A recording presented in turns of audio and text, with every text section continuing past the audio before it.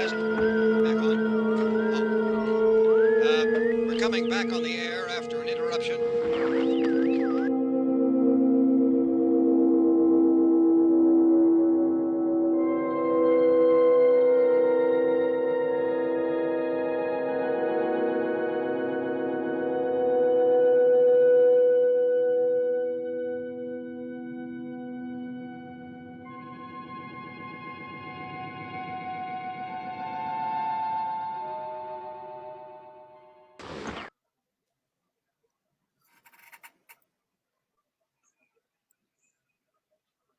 And we're live.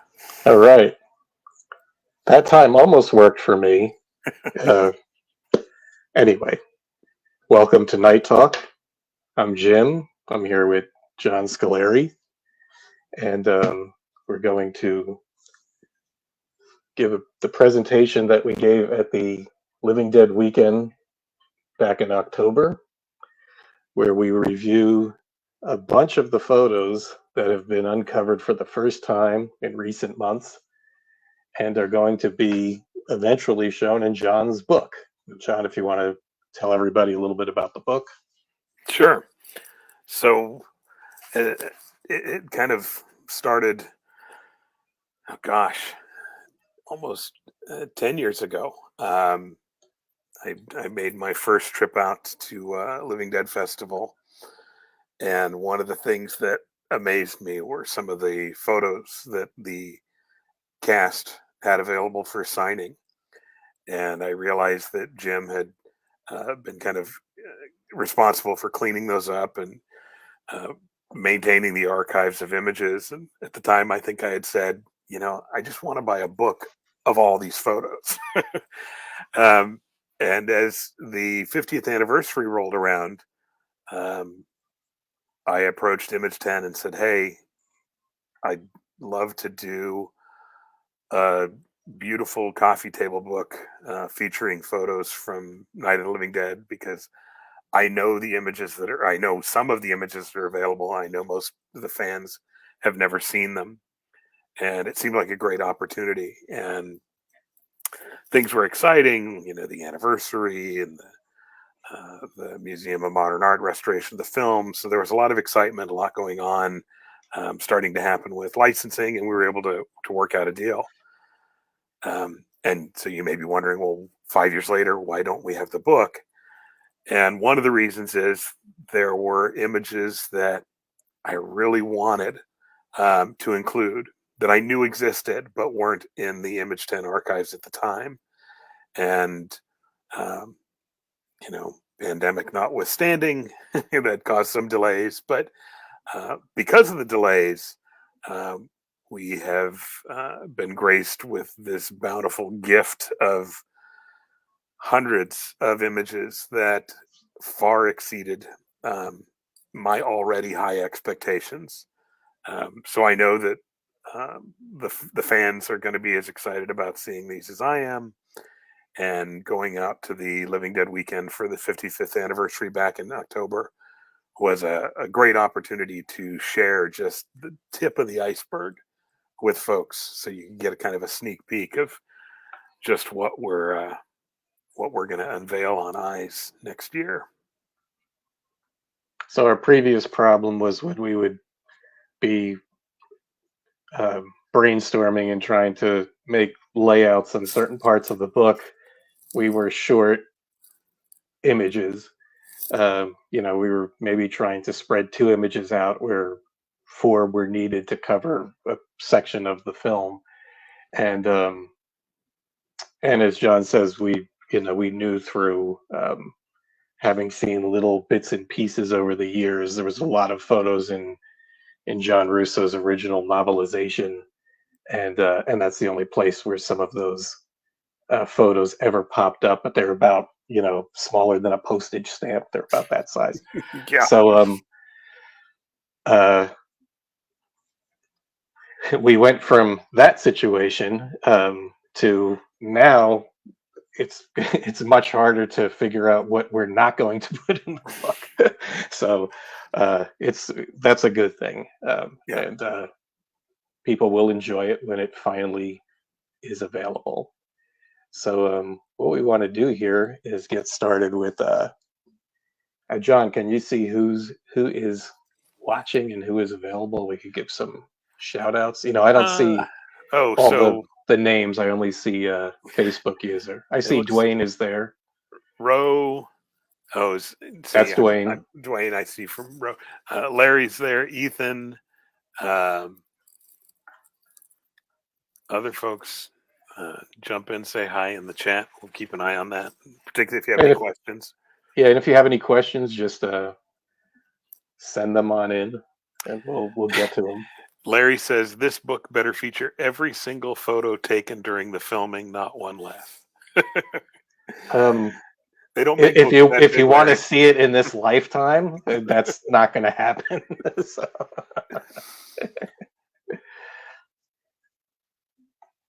So we're going to go in the order that we did at the Living Dead weekend, and the reason we started off, we have a couple of the color stills that you may have seen before. The reason we decided to start off with these is it irks me whenever these pop up online and they're not good quality, or they've been flipped and the image has been flipped or flopped one way or the other, and nobody really catches on to that. So we just wanted to start off with some really good color stills that have the correct colors. Ethan just asked how many of them are in true color, not colorized black and white. None are colorized. These are actual color stills, as Heidi Hinesman had mentioned the other day in the group when we put the color still set up for sale. Those were Carl Hardman stills, or at least taken with his camera. And Marilyn and Carl used to sell those at conventions. She mentioned that she believed her father Bill Hinesman had taken those stills, and it was true. He did. He was the photographer, because he had mentioned when before he had passed away, Bill had mentioned to me, you notice I'm the only one not in the cast and crew shot. It's because I was behind the camera taking the photo. But Bill was a photographer. It was one of the first jobs he did for the Latent Image, and he did take those, and he took these, and these were slides. The originals are 35 millimeter slide film, and you can see the Flesh Eaters, scene 2, take 1, sound 1, and some interesting things about this particular shot that may not be immediately apparent to people looking at it. You may know that the cemetery scenes were kind of on the first days of shooting and the last days of shooting. This is from one of the last days of shooting. We know that for a couple reasons. The coloring of the trees gives that away. The coat George is wearing is different than what he's wearing in the shots from the earlier sequence. But what's interesting about that? Rudy is there. Ritchie he's the fellow holding the slate with his back to the camera. He's not in the any of the stills of the first summer shoot, the first bit, and also Bill Hinesman is taking the photograph. Yes, and he was not there as well. He was not even slated to play the cemetery ghoul, as you'll see coming up in a few photographs later. We get to that a little bit, but noticeably absent from this photo is a dent in the car door. Yep, there is the side of the car that got dented. So what we assume is that there was more than one day filming. Besides the the story that shooting in the summer was one of the in the cemetery in the summer was one of the first days of filming, and then this was one of the latter days of filming, basically completing the scene with Hinesman playing the cemetery ghoul. And there must have been another day after this when either the car was damaged or they filmed that part before and the car was repaired and they went back and did a pickup shot or something was going on. So Johnny points out that we know it was a sound shot because they're shooting with the blimped right. Barry. And yes, so this would be shooting dialogue of the arrival at the cemetery.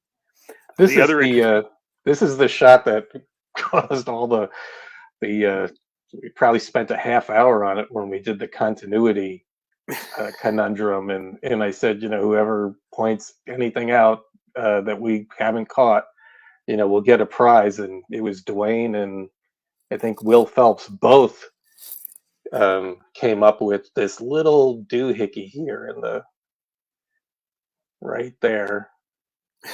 I don't know if you guys are seeing that, but there's the reflection of the camera, and George moves slightly. I mean, ever so slightly. Those guys are worse than we are. So hard to believe. I mean, yeah, it's hard to believe that.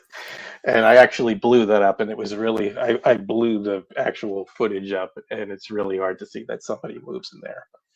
They do. And the other interesting thing in noting that this again would have been the last days of principal photography is that at this point the slate still said Flesh Eaters. So as we now know, it was Flesh Eaters through production. It became Night of Anubis by the time the work print was made. There was no work print titled Night of the Flesh Eaters. It was Night of Anubis.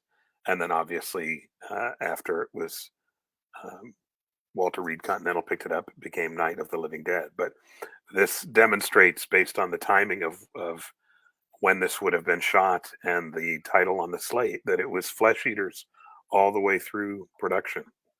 Well, so let's figure September, October, around there. Being generous, we'll say October was 67. when this was being filmed, right? And then April of 68 was when the film was complete and being brought to New York. So somewhere between there is when the title got changed. So we have a couple more of these. Let's move on to them.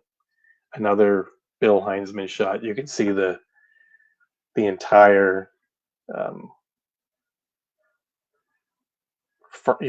the frame. You can see you're looking at the entire thing from all the way on the left. The guy, I could zoom in there a bit. That's why we did it like this. David in the chat is asking, wait, the car was gray. I thought it was a dark yellow. Do you know it's a green. But do you remember the name of it? Somebody in the chat might know. It's a green color, but there's a specific green that was for that model. If you look up, this is more of the color, and even this is a little bit leaning towards blue. You could see this.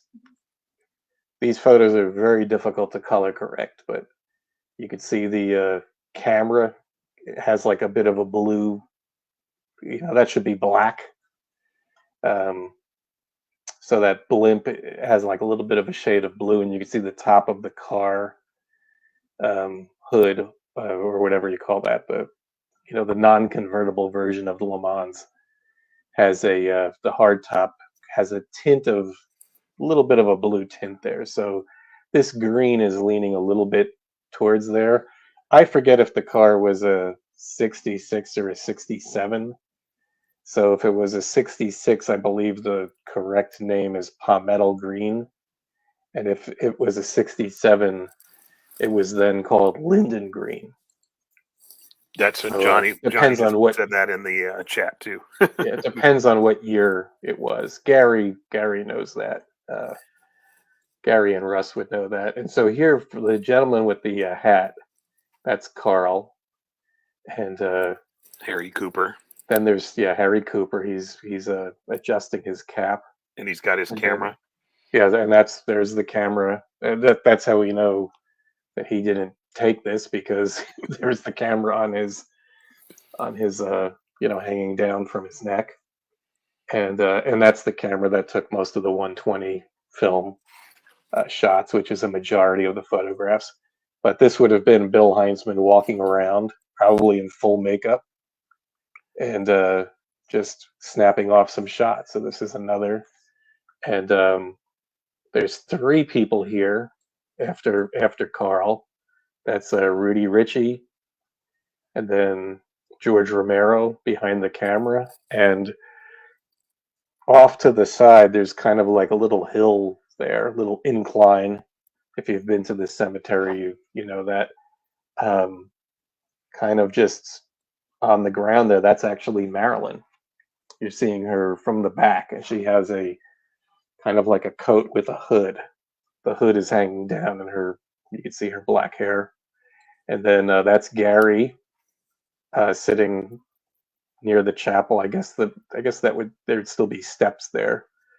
So The he's funny got thing his is, head down with the headphones on. anybody who's been to the chapel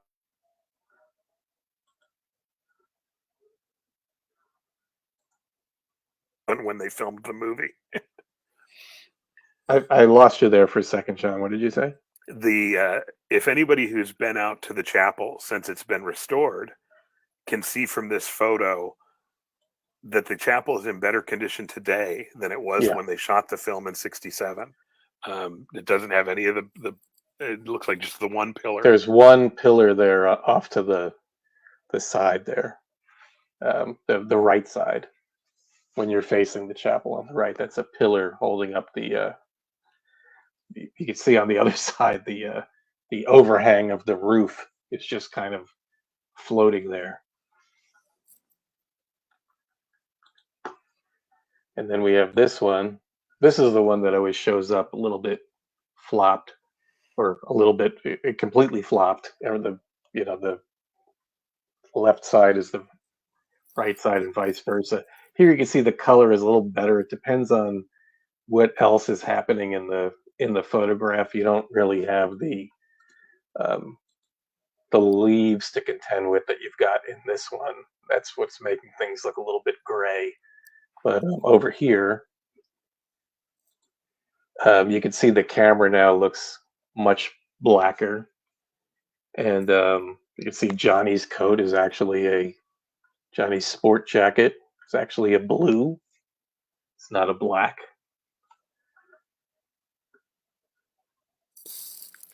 And that's Gary again, all the way to the left, hunkered down, and Rudy Ritchie again holding the slate, and George filming. And that would be about the time that they're saying, which row is it in? And the radio's working. It must have been the station. Ethan asks, are there any color photos inside the house? And the answer is yes. Yes. Not a lot. But not as good quality as these. No. And there are more color shots in general than folks are aware of. Yes. And we will see a few more tonight. He also says, when will the book come out? It's been a few years, Ethan. I'll tell you, when it goes up on YouTube, rewatch the beginning because we talk a bit about that. But hopefully the book will be out promptly next year. But we're hard at work finalizing things now. But this new wave of photographs is the reason we've been on hold. And so the delays are going to have been very worthwhile, I assure you. So there's 3 of you've seen now 3 of these that Bill Hinesman took in the cemetery, and there will be more in the book. This is 3 of possibly 8 that he took. I forget what the total count is, and that's not all the color that there is. That just happens to be a roll of film that he had. Yeah, and had taken the slides. Oops. Okay. Got a little bit. So as Jim was saying earlier, when they were doing their first day's shooting in the cemetery, Bill Hinesman wasn't even there. And the original plan was for Jack Russo, the screenwriter, to play the initial ghoul. And so not only in this kind of publicity shot of Jack in his ghoul makeup, but there are shots of when they're just filming and behind the scenes, Jack is there in his ghoul regalia. Now, Jack's had this photo at conventions for as long as I can remember. I mean, when I first met Jack at a convention, which was probably the late 80s, at, I believe it was Fantaco was when I first met him. And he was one of the only, or if not the only person from Night of the Living Dead that was actually appearing anywhere. He had this photograph, and I could never pinpoint where in the movie it was. And it's because it's the unused cemetery ghoul. This was what they were preparing to do in, for the first scene, and any of the other behind the scenes photos that had popped up over the years of them around the car in the cemetery. Jack's back was to the camera, so you couldn't really see that he was made up this way. So this photograph was always the outlier. Now you can see this is the actual negative. This is a scan that Gary made off of the actual negative, and you could see you could see as far as it goes. And this would have been taken with that camera that Carl had hanging down from his neck. Johnny knows what kind of camera that is. He can type it in there. Yes, he actually already did. He said it's a Mamiya C330. Yep. And then so this shot is not one that you've seen before. Yeah. So this just kind of adds to the story, but there's, from one of the first days of filming, if not the first day of filming, you can see it's more summery looking, and Jack and Judy O'Day together in the cemetery. And you always know when Jack's not in Right. character because he's got his glasses on. So again, we're looking at this is an actual 120 film negative. It's about as clear as you can get. And just to point out, all of this material was gathered by Mike Eastman, one of Marilyn's sons, after she passed away. And he did a great job cataloging it all and getting it to, he just didn't bundle it up. He actually cataloged everything and said, this is how it's broken down. This is how it's organized. And he got everything to Gary, and Gary scanned it all. And Daz Sargent and I have been tweaking it, and first getting it organized and put into some kind of sensible archive so we can get to these images when we need them. But it's basically exploded the amount of material that Image 10 has. Yeah, and Marilyn, and sadly, Marilyn passed away recently, as folks know. But she knew that we were working on the book and had offered these things to Image 10, which we are extremely thankful for, because for me, there were a handful of images I knew were in Marilyn's scrapbooks that basically existed as a Xerox of a proof sheet, right, or things that she had sold at conventions. And so there were, I thought, well, maybe she's got some of these. And so as Jim, kind of started showing me some of the images that were turning up again, to say that my high expectations were exceeded is an understatement. I will say that there are images that we don't know where they went. A lot of the images that were used on the Elite Entertainment Laserdisc, including the color shot of Dwayne on the steps of the farmhouse.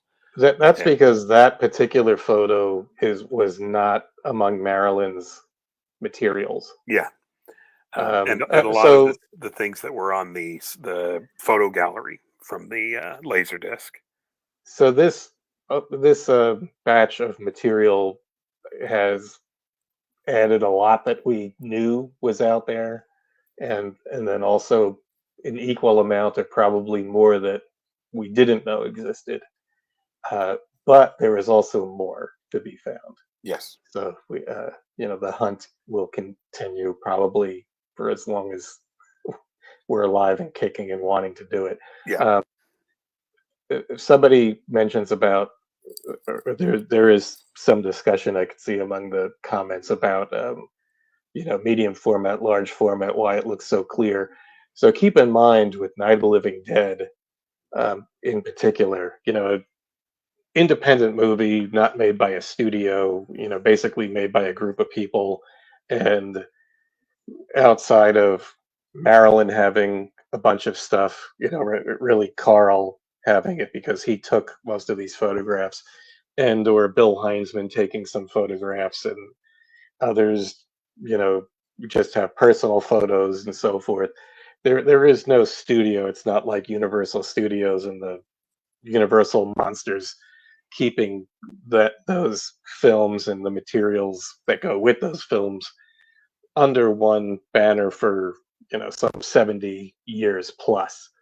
Their Image 10 just never had that. It was a group of people and everybody scattered after making this film. There's very little crossover between this group of people and some of George's other films, like such as Dawn of the Dead. Dawn of the Dead has a lot of people from Martin, has a lot of people from Knight Riders and the films that go forward. Yeah. But Night of the Living Dead doesn't really have that. But there are a lot of the same people made. There's always Vanilla, but you're missing probably like, a good 50, 60, or maybe 70% of the people that were involved in Night of the Living Dead. Yeah. So those materials just scattered. And realistically, how lucky are we that Carl Hardman was a photographer and that so many photos were actually taken on the set of this film? You try and find a similar independent film where this many assets actually exist because there was somebody actually out there taking photographs. Still photographer makes sense on a Hollywood movie. That's a role you fill. You're making an independent film. Everybody's doing what they can to make the movie. Still photographer is probably not high on anyone's list to take the number of photographs that exist for Night of the Living Dead. So we're very fortunate that they were taken, and we are extremely fortunate that they have survived, and we have access to compile them in this way. So, keeping all that in mind, generally what happens with Night of the Living Dead is we're trying to get it. We were mostly, up until this point, working off of prints, 8x10 prints. And you can tell an 8x10 photograph that's original, that would have, passed through Carl's and or George's hands, or the late Image's hands, by the stamps on the back. They were all stamped to some aspect as Night of the Flesh Eaters or Night of Anubis, and then in some cases Taped Anubis over. is crossed out or taped over with Living Dead. So these were photographs that were being handled during the making of the film, and through all the title changes. So that's how we can tell when it's a photo. Why do we want a photo like that? Because it's coming. If it came from Carl, like he actually went into a dark room and put the negative in a one of those developers or whatever you call it. The thing that I'm blanking out on, a thing that shoots the light through and onto photographic paper. Um, Yeah, if he actually did that, then it's the reason we're looking for those photos that bear a stamp on the back. Some of them have Hardman Associates on the back as well.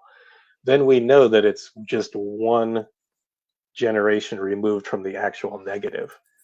And before this batch that came from Marilyn's estate, there were very few negatives, maybe just two or three that Gary and I found over the years.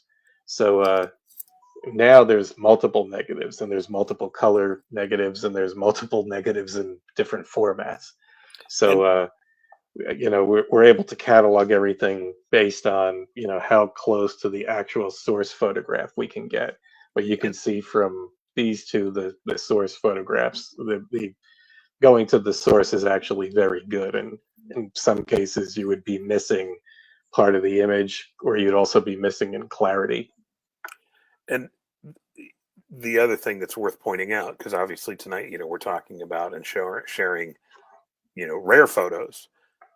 But the other benefit of this find is, as Jim was pointing out, even for the images you're familiar with, the images that were in the publicity still sets that have been reproduced again and again and again, having those earliest generation, or in some cases negatives of those, means that as we reproduce any of those images in the book, they're actually going to be of higher quality than folks have ever seen before as well.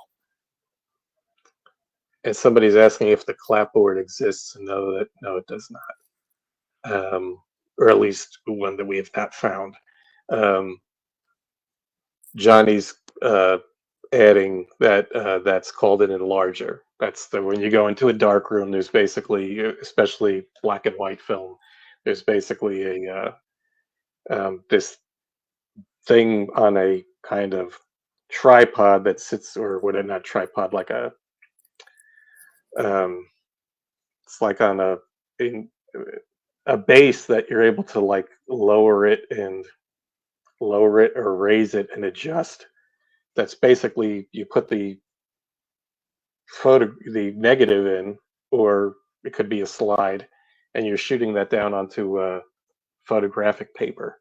So that's why you need to like adjust it and bring it into focus and make it a certain size.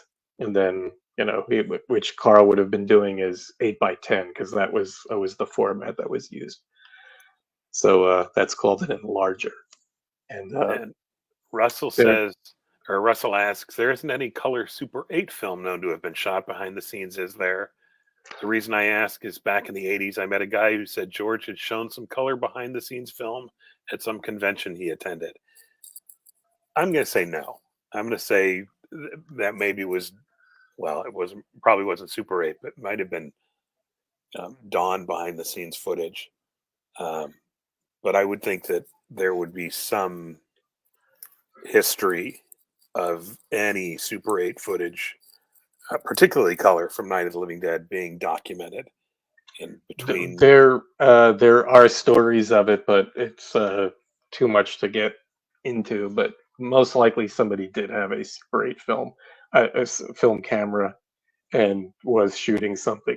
We just have not uncovered that film yet, and we don't know if it would be color or black and white or whatever. The what it seems that most bystanders did was take Polaroids on the set. And Carl was also known for taking Polaroids for continuity purposes. But those photographs are very useful. Just the kind of people that wandered in and out and took some photos as Polaroids. They're useful, but nothing is compared to the photos that were taken like this, and also the ones with color film. And we will get into it in the some of the subsequent photographs, but there is one other. When we couldn't get an 8x10, we would try to get a shot from a proof sheet because proof sheets were known to exist, and that's about as close to the full negative like you're seeing right here, this square 120 film shape. Um, if we didn't have a negative, we would try to get something from a proof sheet. But there again, those also varied in quality. So um, having the negative is the best, but we can't hope to have everything uh, on its original negative. So we have to make do with what we can. So now um, this is an example of a 35 millimeter black and white film shot that Carl would have taken in the cemetery. And this is one of a series. And it's very rare to have anything of Judy O'Day at the actual tombstone, other than a frame blow up from the film. And you can see the tombstone has its original little pyramid top there. Yes. Russ has joined us. Russ, welcome. He says he has no knowledge of color Super 8 film.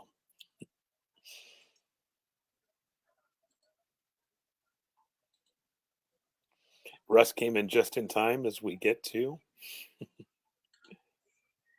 Well, we have a now. This is an example of an 8x10. So you could see the formatting there if I'm zoomed way out. But again, it's very rare to have anything of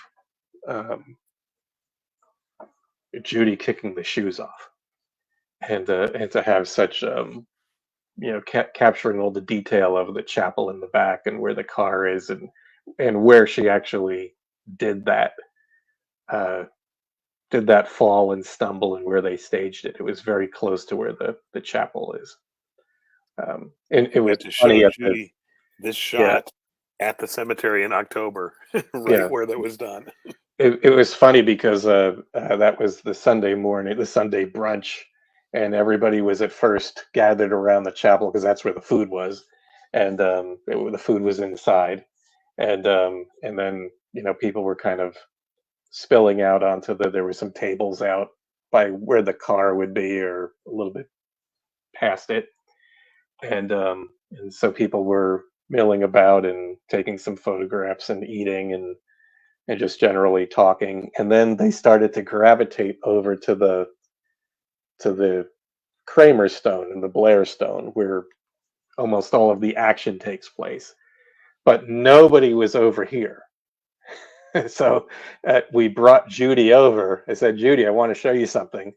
And we brought her over, and I believe it's if you're facing her, like where the camera, as if we're the camera and we're shooting this scene, it would be to the right.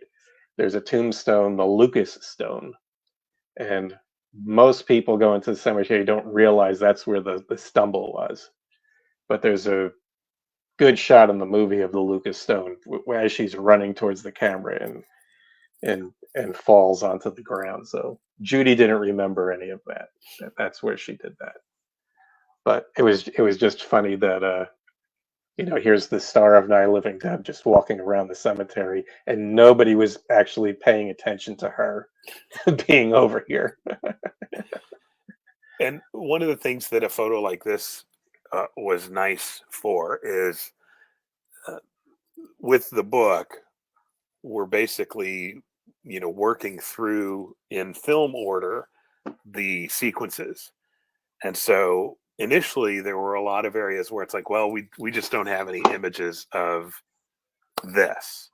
And so we just had to do without. And so when something like this turns up, it's like, oh, it's not only is it a great photo that people haven't seen before, it kind of fills a hole in the continuity of, reliving the film as you flip through the pages of the book. So it's been very exciting to basically have photographs of sequences that we thought were just not represented at all. And it turns out now pretty much everything was represented in one way or another on film.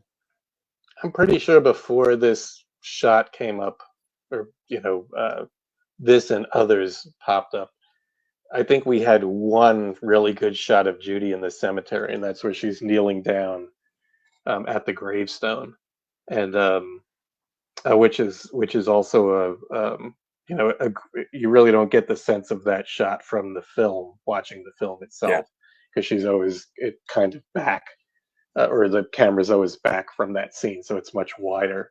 But you just have a nice shot of her in the kneeling down and praying at the gravestone. But that was really the only thing that we had, and that came from Marilyn's scrapbook. So again, it was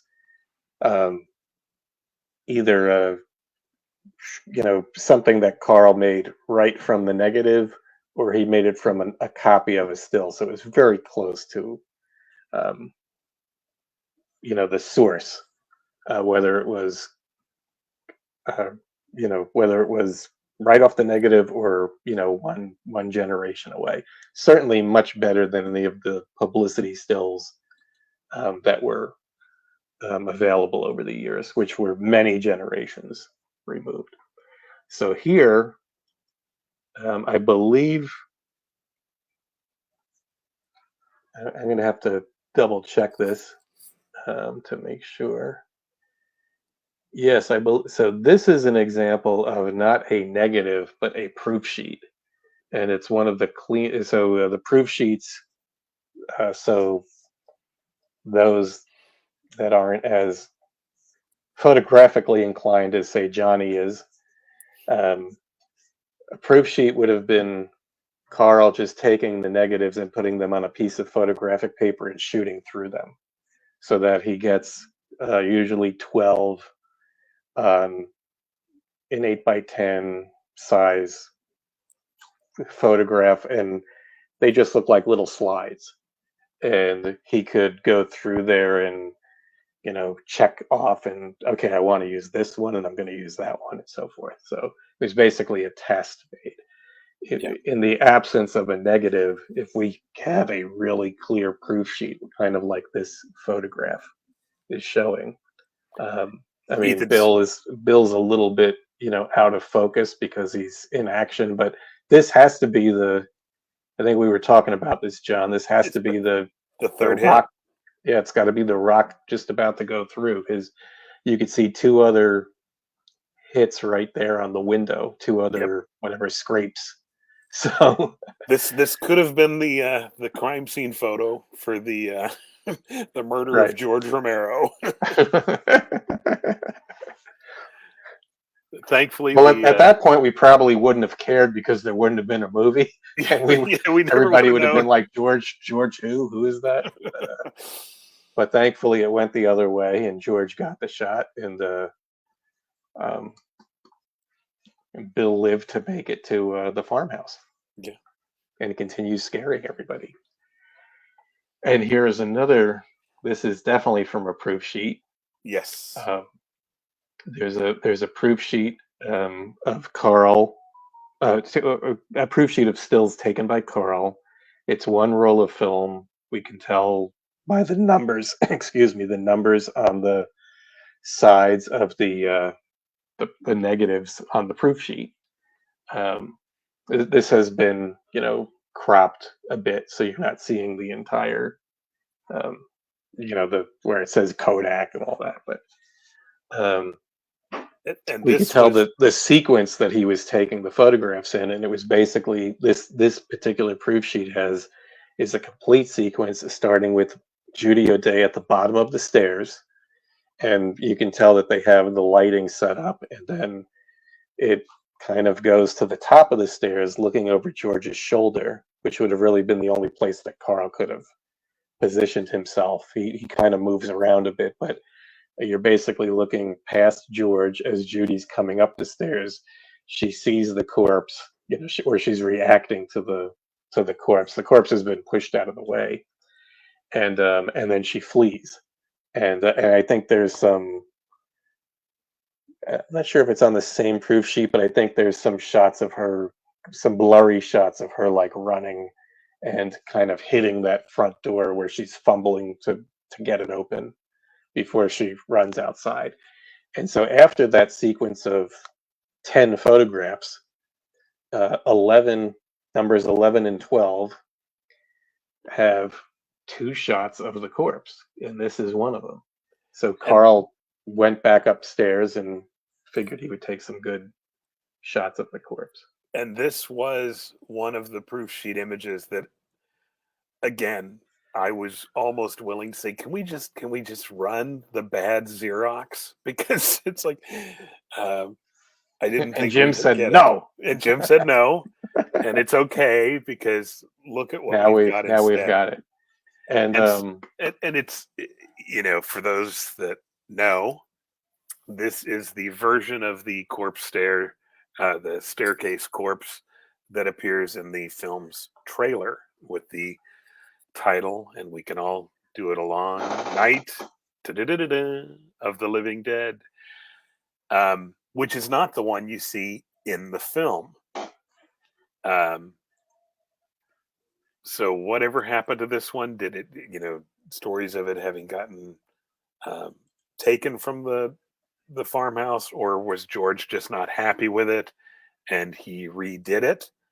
I'm thinking he was not happy with it and redid it as kind of an insert. You never see, everybody, you never see Barbara or Ben together with the corpse. You just see the reactions to it and them kind of walking up to it. I am trying to, while you were talking here, I'm just trying to find. Oh, I'm in another folder here. This one is number 11. Oh, sorry, number 10. You can see if way in the top corner there. I don't know if everybody could see my mouse, but it says proof sheet number 2, and then number 10, corpse on the stairs. And the following shot is the one that you see in the trailer. It looks more like Carl just kind of placed the camera on the ground for a more moody shot. And I just want to check something here. Let's see, proof sheet number 2. I'm wondering if this one only, yes. So proof sheet number 2, which was the, I'm looking at it. You guys can't see it right now, but I'll just describe what I'm seeing. It actually has 11. He's teasing you. Yeah, it only has it's just to set some context. It only has 11 shots on it. So and they are numbered. They're all from the same reel, so we could see the edge numbers. And it, basically this 120 film would tell you this is number 1, number 2, number 3, and so forth. Johnny Martyr would probably know better than me, but it seems that Carl never got past 12. So I don't know if 120 film was mostly in little rolls of 12, but that's what it seems like Carl was using. And it literally starts with Barbara at the bottom of the stairs, and then it shifts to George over George's shoulder as he's capturing her running up the stairs, and she's in. There's 4 or 5 shots here where she's in different poses. So she's basically reacting. First she's carefully walking up the stairs, and then she's reacting, and now she's like flinging herself down the stairs. And then there's 4 shots of her bolting. She's now in the living room. She's at the door, and there's actually a shot of her outside, from outside the front door, and that's shot number 9. It's pretty useless because it's just been completely whited out. But after that shot, that's when the headlights are hitting her. After that shot, Carl went the very next shot on his roll of film is the shot that you're looking at. And then the one after that, he went back upstairs, he took that shot, and the shot that we're looking at is, pretty much let me just get a shot of this thing. But then he must have thought about it and said, let me take something that makes this look a little bit more, atmospheric. And that's where it seems like he put the camera on the ground. And that's the shot. If you look at the trailer, if you watch the trailer, that shot must have the photograph must have ended up at Walter Reed, and they decided it would be great for the actual film. Yep. The actual film trailer, and they kind of do like a zoom in on it. So Matt Orsman says, "I don't suppose there are pics of this in color. Wouldn't that be cool, Jim? Wouldn't it be amazing to see this in color?" That would be absolutely amazing, Matt Orsman. And what is the Medium comment here? So Johnny's saying, yeah, 120 film produces 12 square negatives.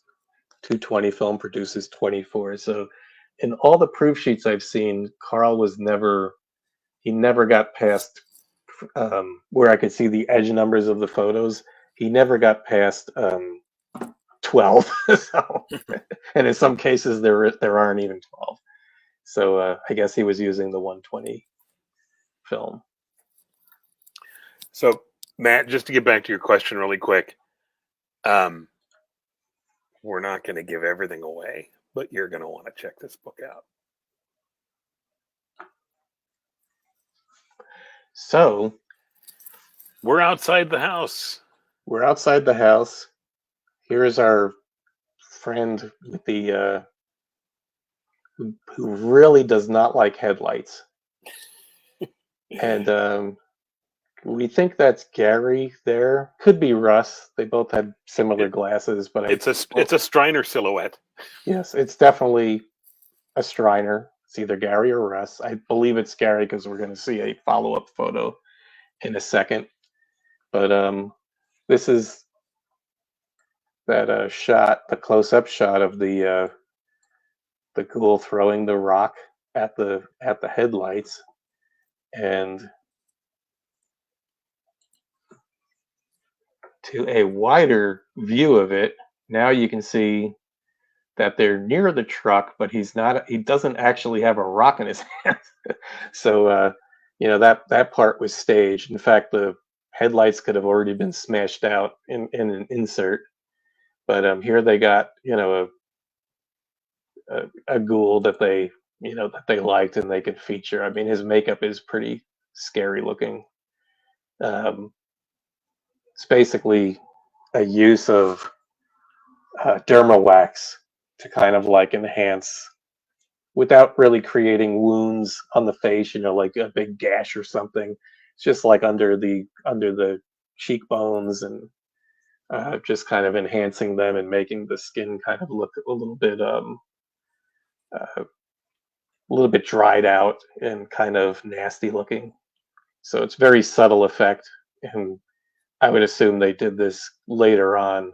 Well, they had to do it for the scene with Dwayne, because he's going to now come out and bash their brains in. But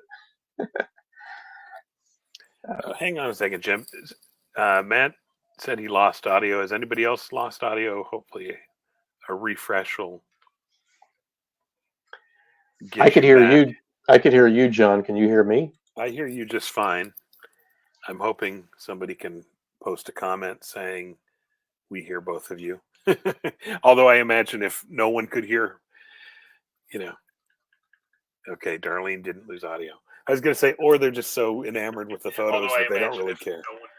Yeah, I just checked my phone real quick and I can hear the audio. So okay, and but I don't want to create a bad feedback loop. Sure. But anyway, Russ points out that the ghoul is Tom Faust, Jackie Faust's brother. And so John about flipped when he saw this photo. Actually, John, well, you could tell the story how you actually saw this photo. This wasn't one that I had sent off to you. Yeah, I have a history of flipping when I see rare Night of the Living Dead photos. When I was out for the Living Dead weekend, the folks from the George Romero Foundation kindly got me a last-minute invite to go to the University of Pittsburgh and see some of the Romero Archives collection. And so my immediate thought was, well, gosh, if I can see whatever you've got photograph-wise from Night of the Living Dead, obviously I'm interested in seeing if there's anything that we don't already have for the book. And this was a shot that was in the archive. And I was excited because the standing to the left is Joe Unitas, who is the credited lighting director on the film. And I don't think I have. Were there other photos of Joe that you're aware of, Jim? So I could never find a photo of Joe, but where this image popped up, and it makes sense because supposedly it had originally come from Maryland, was on the Laserdisc photo gallery, which was never reproduced, even though they said it, it was on the box of the case of the Millennium Edition DVD, which had most of the extras from the Laserdisc. It did not have the um, still gallery. And I had shown that photo to Joe Unitas years ago, probably 12 years ago or so, and he actually, and it was from Laserdisc, so the resolution of Laserdisc is terrible. What is it, like, Yeah. 250 pixels or something? It's like, it's hard. I mean, just for a frame of reference for everybody, when I make an 8x10 for the cast, for any of the cast to have on their tables at conventions, the minimum is 3,000 pixels by something like 2,400 pixels for to get like a decent 8x10.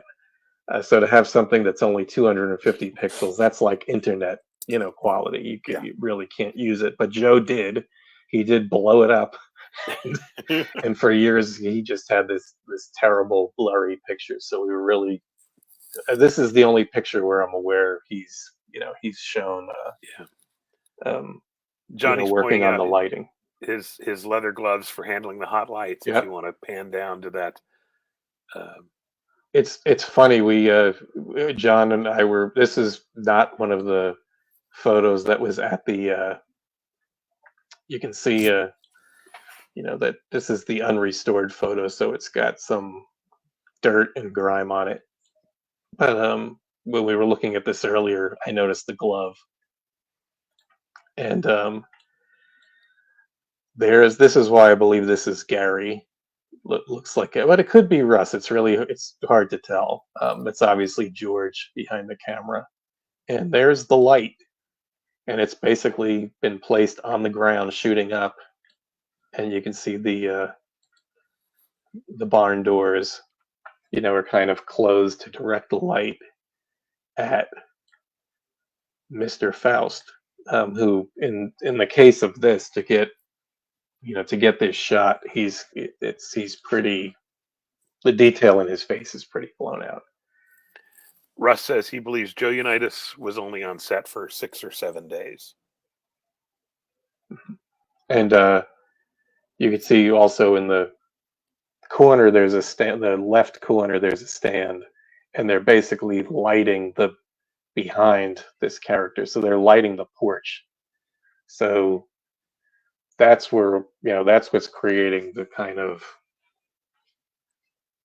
chiaroscuro effect.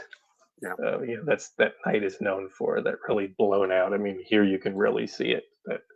I love having those two shots together. You kind of see the publicity still kind of look, and then you see the making of in the behind the scenes shot. And there's with the Rock, and then this is without the Rock. He doesn't have the Rock, and he's not actually the guy that breaks we went over this in the continuity. It's Jack Russo who breaks the light, but that rock probably would just bounce off. It's so small. It's in his hands. I think the rock that Jack actually throws it's pretty big, and it's like the one that Philip Smith throws through the window is a pretty big one. It's almost like a boulder, a mini boulder. But that's one that could do some real damage. This looks more like a stone. Like it's really not going to do it. Jim, moving along. Yes. Johnny asked, do you physically clean the negatives or digitally remove dust, etc.? Well, in the case of none of these are negatives. These are stills, and Gary would have cleaned them. I didn't actually scan these. Gary would have cleaned them, and then he did the same with the negatives that he had. And we went back and forth a few times. He did some test scans, and I gave him some advice how, like, I want it to be this way, and this should be the resolution. If we go any higher, the file becomes just really Unwieldy. difficult to manage. Yeah, and you're not really gaining anything. So we came up with a good median level of resolution, and he And got Russ, he did a pretty good job cleaning these things and centering them and everything. Of course, this has been this is a lower resolution version, was for our purposes of, these are the same shots, that the same files that we used in the presentation at Living Dead Weekend. But you're still going to have some, there's either some dirt that's inherent to the photograph, to the that's actually on the negative, or there's going to be some that you can't remove. It's baked into the image, or there's going to be dirt that's baked into the image when Carl did it in the dark room. If we're talking about a photographic print, and in some cases you're getting some specks of dirt that you can't really, or dust that are so small you can't really see it when you're scanning it. Yeah. So Russ thinks that is Gary in the shot, by the way. Yeah, it looks like Gary. I mean, there's a lot of shots of Russ during the making of this. I mean, he basically places him almost in every scene. So every day that there was filming, Russ is there, and doing things that you wouldn't know that he was there for doing. Whereas Gary was basically preoccupied with the sound, and here obviously it's not a sound shot, so he's able to assist George. Or there's that shot of Gary behind George where they're filming Judy O'Day on the dirt road that runs up to the house. Yeah. In that case, there's no sound, so Gary's able to assist George as the assistant cameraman and be checking the whatever that meter is on the camera, making sure it's running properly. But Russ is responsible for handing out the entrails and throwing gasoline on the bonfire. A lot of jobs that you wouldn't know otherwise from the credits. So we have the photographic proof of all that, which is great. Lots of trivia. Russ says the stone that Phil Smith threw, the one that goes through the window when they start the siege, was a Belgian block that was used in street surfaces. See, yeah, come to these things, you learn something. Ella May, her kids took Polaroids, and there's actually a color shot of the rock, because that's the rock that Dad was picking up and throwing. So it was pretty famous, and it was pretty near and dear to them. And that rock is the weirdest looking thing. But we don't have a picture of it here, but there does exist several pictures of it, and it almost looks like it's fake. But carrying on here, as we had mentioned when we did the presentation, this isn't like a still that's that's going to win like tons of awards, but it's great to have something like this, which is Dwayne Jones atop Terry Gindel, and that was why we put this one in, because Terry was at the Living Dead Weekend. And here is a chair cushion next to his head, which you can catch in the film itself just briefly, but it's really hard to make out what it is. Here you can see the floral print that's on the chair cushion, so we know it is a cushion, and that's what Dwayne is aiming at. And it's awfully close to Terry's head. Yeah, this is like what I said to Denise Kiss's cousin Jim. He's the dead zombie in Dawn of the Dead. Denise and John Kiss are in, they're zombie extras in Dawn of the Dead, and they brought their cousin out for one day, and he's the guy on the escalator, that's already dead. I think a call went out saying, "Hey, who's only going to be here today?" And so he raised his hand, and it's like, "Do you want to be the dead zombie on the escalator?" He's like, "Sure." So before anything even starts, he's already dead. He's been dead once, and now he's dead a second time as the zombie on the escalator. That is the most dangerous freaking thing, to be laying on an escalator while it's going up, and then you kind of like flop over where you can easily get your shirt caught or something, maybe your skin caught in those kind of metal forks at the top of the escalator. It's so dangerous. These folks did a lot of dangerous things. I would not want to be Terry Gindel, no matter how careful the other gentleman is, swinging a real tire iron just inches away from my head. But they did it. I don't know. Maybe if I was there and it was the heat of the moment, and the adrenaline was kicking, and it'd be like, sure, I'll do that.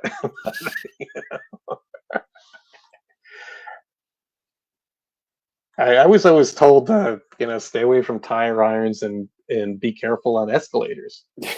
I don't know about the rest of you guys, but it's a different generation, Jim. Yeah, that's what we were told in the 70s. Hey, you better be careful. That when you're going up that escalator, don't fool around.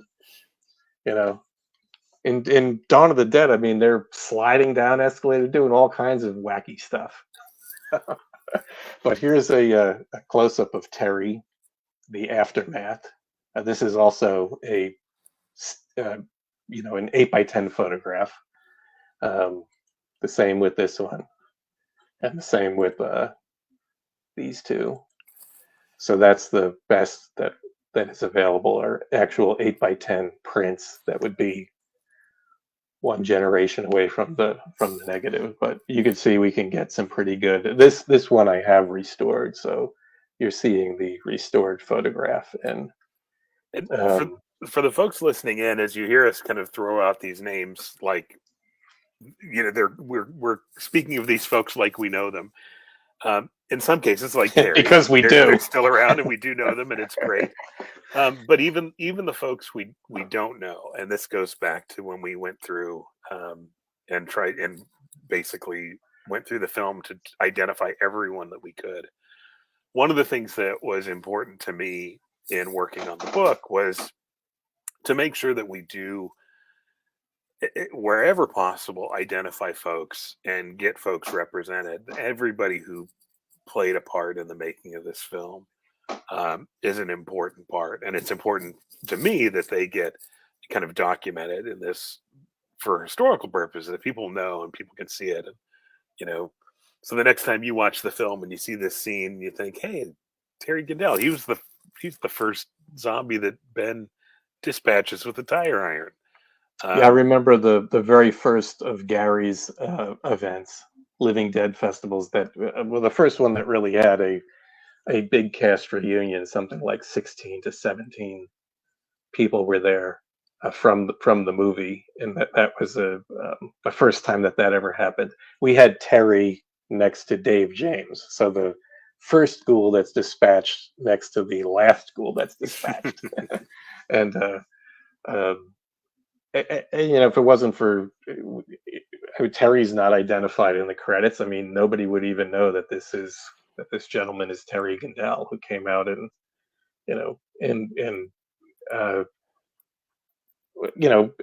came out and gave it his all, until Terry's story is that he had to actually leave because where the location was situated, a real farmland, his hay fever was so bad that he was just bleeding from the allergies, so he couldn't actually stay. But luckily, before good thing they didn't see that, because somebody might have said that'll look great on film. Yeah, that'll look awesome. But Terry's a pretty effective ghoul. Now, I don't know if it was Terry or Gary saying, they didn't really like this shot. Again, it's not, this is you don't really see this in the movie. You see them from a distance. That the bodies are on the ground, and that there is some damage to the face, so you could see it, from from far away. But this whole idea of the, just as Gary said, it looks like the blood is kind of painted on. Well, it's it's supposed to be like the marks left from this piece of metal hitting the skin that would leave like this kind of bruising damage. But again, it's not the best photograph. It cleaned up nicely. What I try to do, just so people understand uh, when you're working with something like this that's very high contrast, you could see like by his cheeks, it's pretty blown out. There's no detail there, or parts of his white shirt. You're trying to not. You're trying to preserve as much detail as you can. And generally, with something like this, you do have to lighten the image a bit, but you do want to also keep the contrast. You want to keep those dark shadows black. And if you can bring out a little bit of the plaid in the jacket, so the jacket has more definition, or the kind of texture in his hair, then you try to like bring that out, or the grass. Yeah. And so it's kind of like a balancing act. But because these photos weren't taken under the most optimal conditions, sometimes you get a great photo, as we've seen, but sometimes you get this, which is is lit for the scene that was being shot. And if you could get a great photograph out of it, Carl, I'm sure, was just busy clicking away and getting what he could. And sometimes you get this, which is it doesn't really have the atmosphere of the film, because this is not how it was intended to be seen. But he's documenting it, and it's great that we have that documentation. Yeah. Of what the makeup was at the time. So this is pretty cool, and this is a series of. Again, this is you can see from the format. This is a 35 millimeter, so it's a bit different than these other shots we've been seeing. But Carl was taking this with a 35 millimeter camera, and there is a sequence of this, and George getting down and dirty there. He's right on the ground, wherever George felt he could get the shot, that's where he would place himself. So God bless him.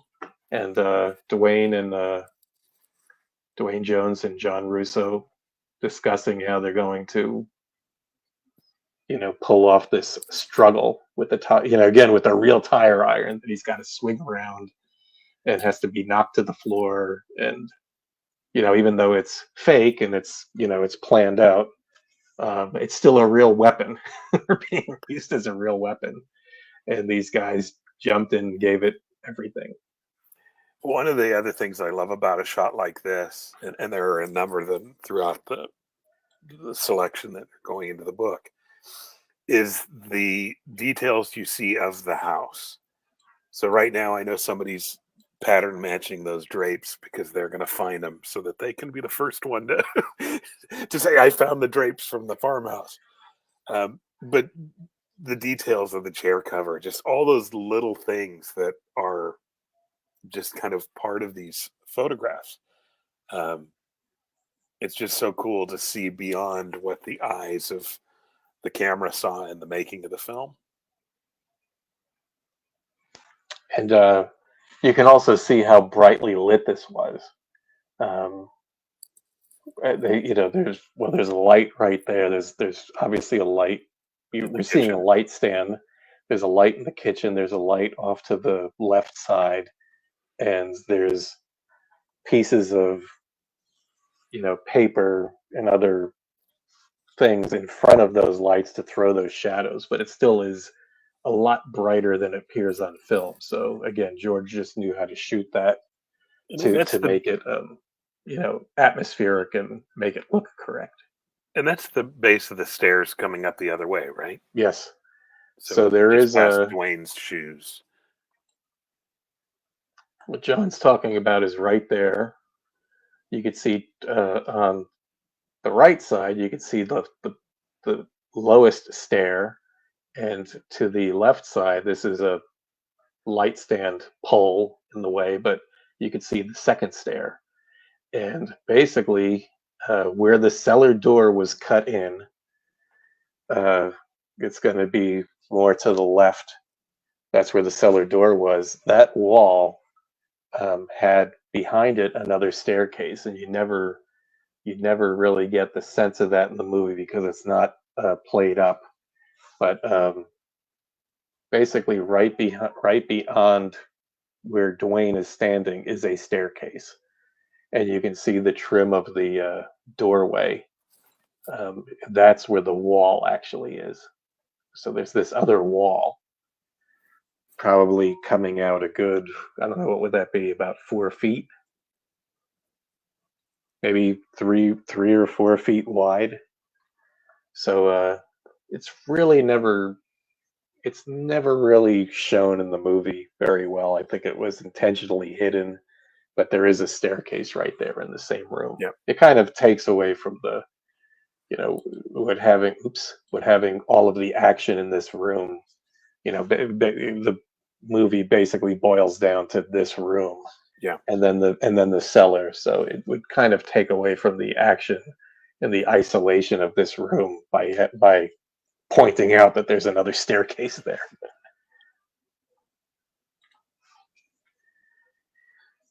And now here we have a series of two shots. So the first one is pretty obvious. It's Dwayne, the Jack Russo ghoul that Dwayne has lit on fire and kicked off the porch.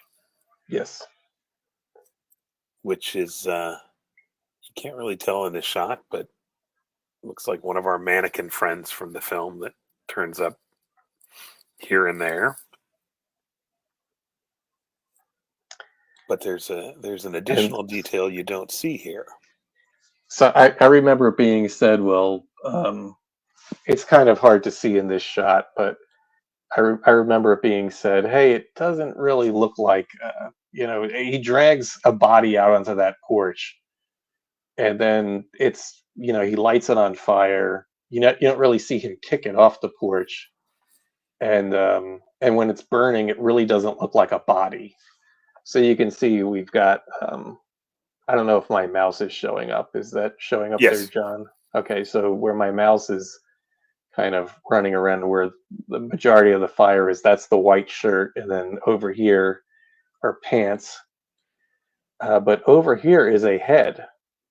So this did actually have a head on it, and lo and behold, we have a good picture of it. So here again is that this is an unrestored picture. You could see all the dirt and grime on it. We haven't gotten around to this one yet, but there is a face. It kind of reminds me of the Guy Fawkes mask. V for Vendetta. V for Vendetta, right? But it is a face, and in this shot, it actually looks better than it does on the film. And I actually, just a funny aside with this, when Gary sent this was one of the first photos. This again is an 8x10 photo. So is this one. And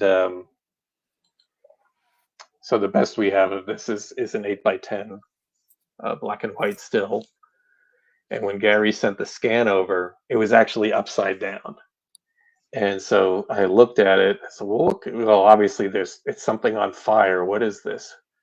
And I looked at this area here, and it's like, okay, well, that's a porch, because you have the those blocks. In fact, that looks similar to the block that Phil Smith threw through the window.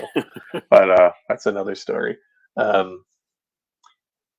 And because I was able to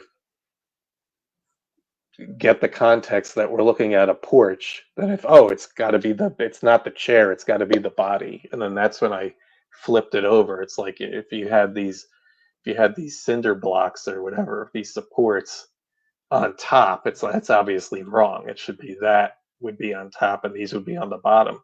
So once I got the orientation right, it's like, oh, that's the corpse being kicked off the porch, and there's a head on it.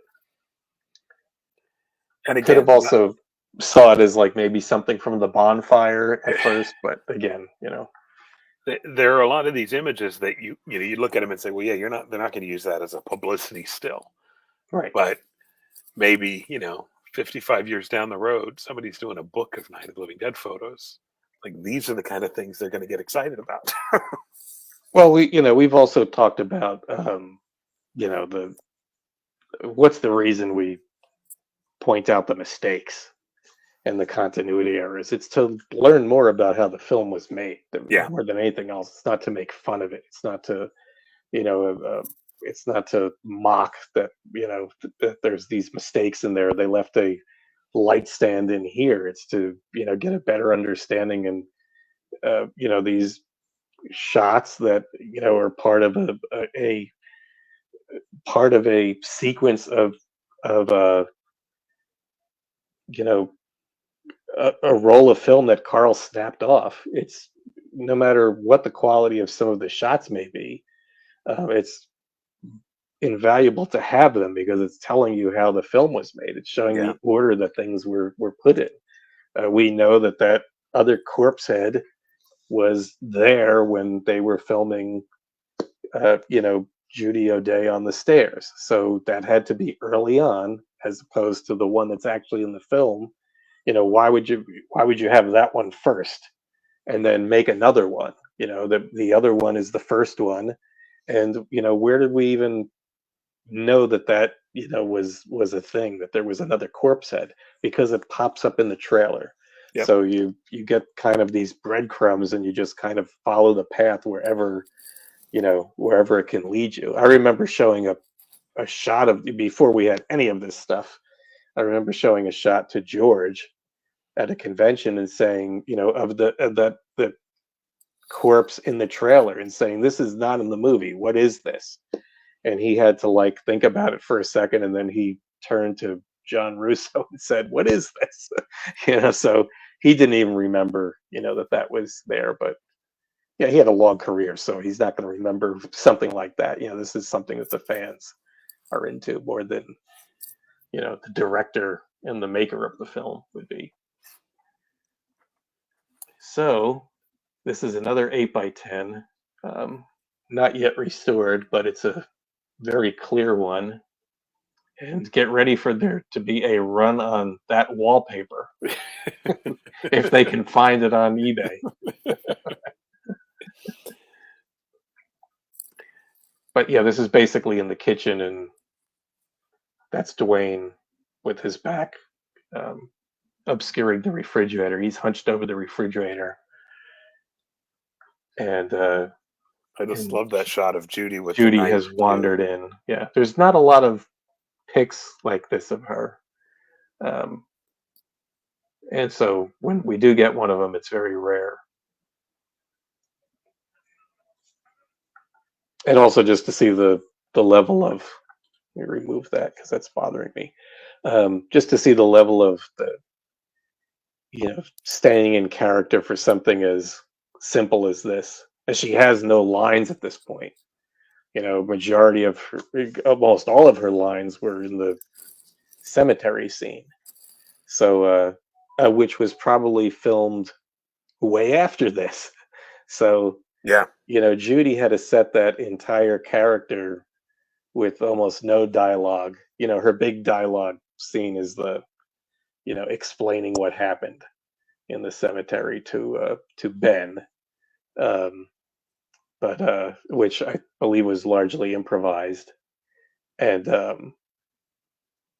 but just remember that when you're watching Night of the Living Dead, a lot of it is filmed out of order, and for all the heat the character of Barbara takes, oh, she's weak, she falls apart easily, she really doesn't scream a whole lot in the movie, and this character is so consistent throughout the film that it's filmed out of order, is pretty amazing on Judy's part.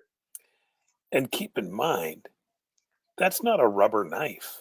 That's Yeah. not, that's Oh, not a posse. here's another thing. She She's just is running around all with that. over the place with that knife. Yeah, you just watch when she flees down the stairs, and kind of looks like she's almost choking over the side of the banister. She's lucky she wasn't impaled with that knife. I don't think I have a knife that's like that, in my real actual kitchen. So, and if I did, I'd be afraid of it. This is another great. So this is also an 8x10, but just another great, you know, moment in time. Probably just done the one time, because I mean, how many times could you light that chair on fire? And how many times do you get an actor to do this? Actually be running around with a torch and making a mini bonfire up on a lounge chair that you've squirted actual lighter fluid on, and then kicking it off a porch as it's ablaze. Again, I would be like far away from that if that was actually happening. And again, this is another one of the shots that I just love, that you kind of see the porch, you see the little chair on the porch, and you can see into the farmhouse to kind of map to the images we've seen in the farmhouse of, the things on the wall and the different artifacts that people again are now collecting. That looks like a little bucket, or it could just be a play of the light. They did say that there was a bucket involved in bringing water to the farmhouse in order to flush the John. Yeah, could be. That could be our bucket, but that's really diving deeper into the film than I care to. So. But yeah, just I think we talked about, if you watch the actual, there was, I think, several takes with the chair flaming, but there was probably just one of him kicking it off the porch. And if you watch the movie carefully, you can see the expression on his face. He hesitates for a second, um, especially once it's ablaze, almost like he's waiting, or he's either waiting for direction or, um,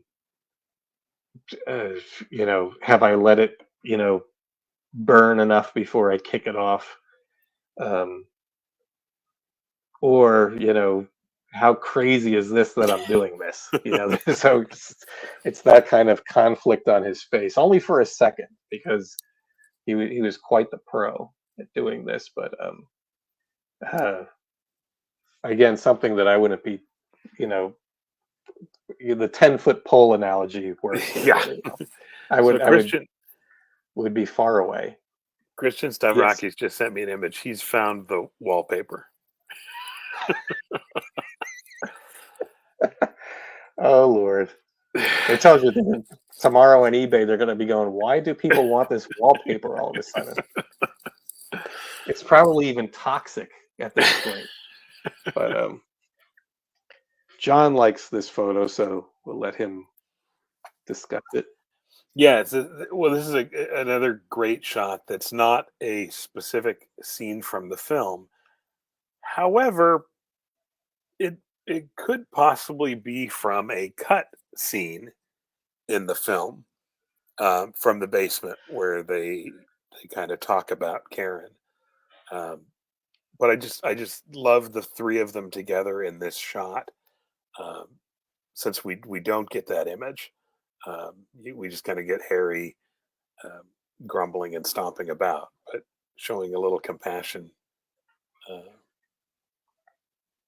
was a nice change of pace. And again, Carl is in this, so who is taking this photo? And you can see the water heater is Rudd. That was discussed before. So, but this was a further to that point, all these little details, the workbench and the sawhorses, and she's on top of a door, the bandage on the arm, which, as we've discussed, moves about. But here it's in its right place, and the blood is just soaking through all these little bits and pieces, that make up a scene in a realistic, um, telling of what the story is supposed to be, are just amazing, because that was a real cellar not in a farmhouse, but in an office building, and they had to populate it with stuff to make it look like it could potentially be the cellar in the farmhouse. Ignore the kind of electrical panels that far Yes, exceed what you would expect to find in a farmhouse. But I would have thought they would have tried to shoot around that. Here's the thing that you were talking about, and you could. So again, this is a negative. I believe this is a yes. This is I'm going to double check that while we talk here, but sure. this is a negative.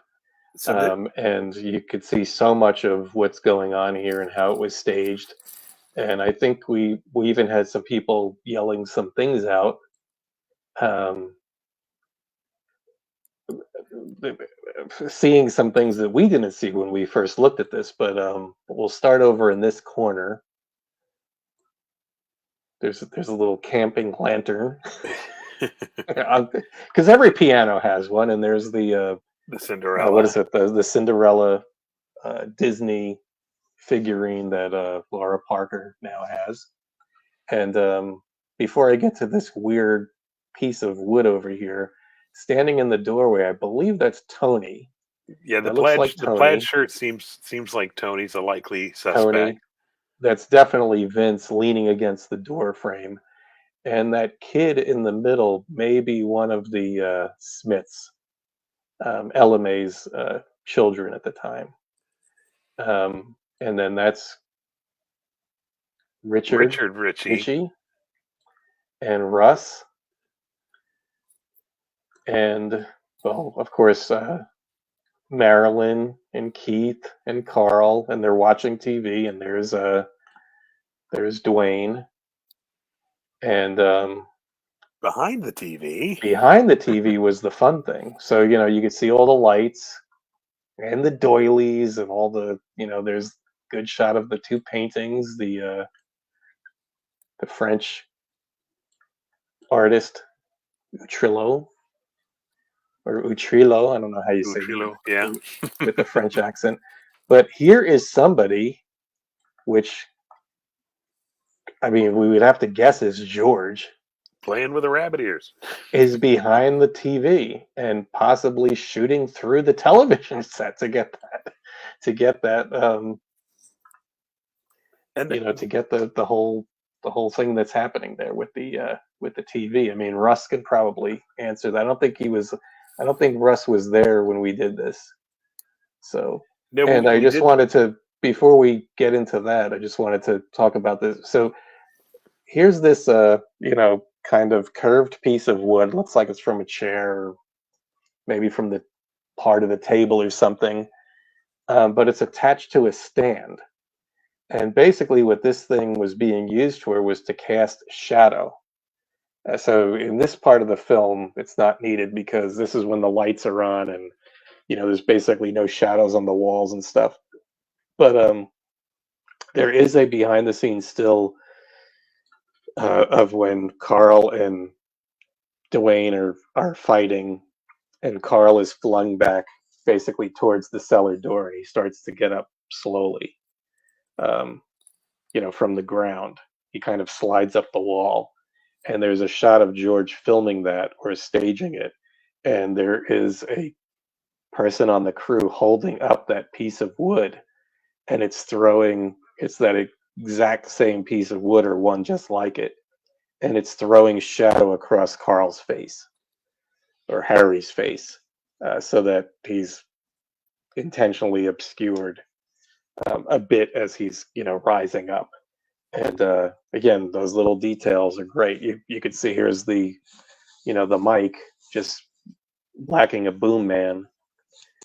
Where the boom man would have that microphone on a boom and would be moving it around depending on who's speaking.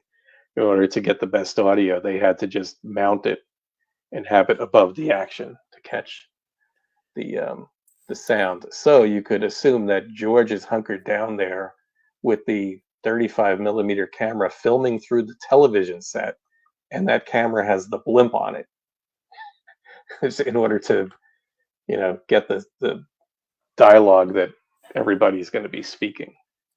Devoy Peters is saying that under Keith's chin, it looks like it's someone. It could be someone's chin there. You're absolutely right. There's a chin and a mouth. Judy, maybe Judy Ridley. Could be Judy. It's hard to. I would say definitely a woman, but it's hard to say if that's Judy or not. Another good catch. Yeah, because I would think. Well, actually, can you see is that her sweater neck there? It's hard to tell. Could very well. I mean, it's definitely a younger woman. Yeah, because she would theoretically be, in the she would be there. The scene, but yeah. it would be. But she would be on set. You have all these, you have all the main characters. Of course, she would be there. So, yeah. That's what's great about picks like this is you could look at these for a long time and always find something cool in them. Again, this is the kind of thing that for those people looking for the artifacts of Night of the Living Dead, seeing the things on the mantle, Johnny, his eyes spotted a light meter in front of the radiator. Yep. And there's the two chairs. Yep. The TV's sitting thing is on the TV is on two chairs. There's a briefcase. They said Ben was a traveling salesman. I wonder if that was his brief. It looks like that might be a record player, one of the little portable turntables. Yeah. So but again, so much in one photo to kind of absorb, and it puts everybody, it puts people there in the scene on the crew or so forth. There could be somebody sitting on the stairs because there is several shots of people sitting off to the side on those stairs. There's another chair pushed out of the way, so you can place all of those you could place all these people at the same time together for this shot. Yeah, I was excited because we don't have a lot of Richard Ritchie on set, particularly in kind of what appear to be street clothes, And this is a negative because you can see this was not cropped that way. This is how it was scanned, and you could see the edges of the frame. Now this is an 8x10, but it's very clear, and it's also been cleaned up. But this is Charles Craig. The great Frank Doak. The great Frank Doak on the left side is Dr. Grimes. And in the middle is Ross Harris. All these gentlemen worked at Hardman Associates in various capacities, and they made up the newsroom crew, or the doctor who's guest starring, the NASA specialist who's telling us, what's happening. Ethan's asking where the newsroom was, and that was at Hardman Associates. So the angle that we're looking at, there's more photographs of it, but we just have this one right now for our purposes of looking at some scenes that haven't been seen before. But the angle that it's shooting in, that would have been kind of like the control room deck. The Hardman Associates was basically radio and audio, an audio studio. So while they were doing, the camera is basically filming into what would normally be the control room, and it's dressed to look somewhat like a newsroom with typewriters there, and people with headsets getting the news and so forth. And typing out reports, which they're handing to the newscaster, and that's the angle George would have filmed from in order to put that on the TV screen, map that into the TV screen. Russ can probably answer if the TV actually had a screen or not, because we really never see it. So it would be matted out for the shots. Yeah, it's you never actually see the TV. You only see the. I can't think of where you see it from the front and it's not on. It hasn't been turned on. So. No, I think the first time you see it is when they kind of cut to the still shot of Dwayne, kind of in front of it. The first time you see it from the front, yeah. But otherwise, you see him carrying it, and you're basically seeing it from the back. He's got where the screen, the picture tube would be, is like towards his chest. So, so that it'd be a lot lighter to carry too if it didn't have a. Yeah, exactly. He should have been carrying it in one hand. That it didn't have a picture tube in it. But meanwhile, in the movie, he asks, Tom for help. Help me with this thing. So I'm sure there's somebody who's got one of the TV sets who's in the chat that can kind of talk about how heavy it is. Yeah. But for George to be filming through it, most likely, I doubt that would have been something that they removed. Maybe it just was like that. So. And then this was what John was talking about. So this is again an 8x10, but it's a more complete 8x10 of one that we've seen for years as a publicity still. And this is the first in the batch of material from Marilyn Eastman's estate. This was the first that we're seeing this photo so clear. And at the bottom there, you can see she's got a turtleneck on, and that's what John was referring to. That could be in that shot, Judys' turtleneck in the other. In this, I think that very well could be her. The lips and the turtleneck, I think. Yep. But I like again. We knew this shot was out there because it's one of the publicity stills. It's one of the 30 Walter Reed and eventually National Screen Service publicity stills, and it's one of the clearer ones. But to get something so close to the negative, one generation off of the negative, an actual print from the negative, and you can see how much clearer it looks. And there's not a whole lot of Judy in stills.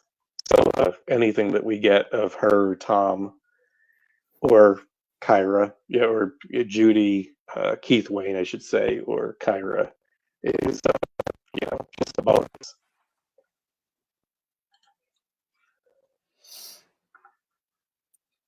This still we've seen before, but not in this clarity. And again, this is a negative.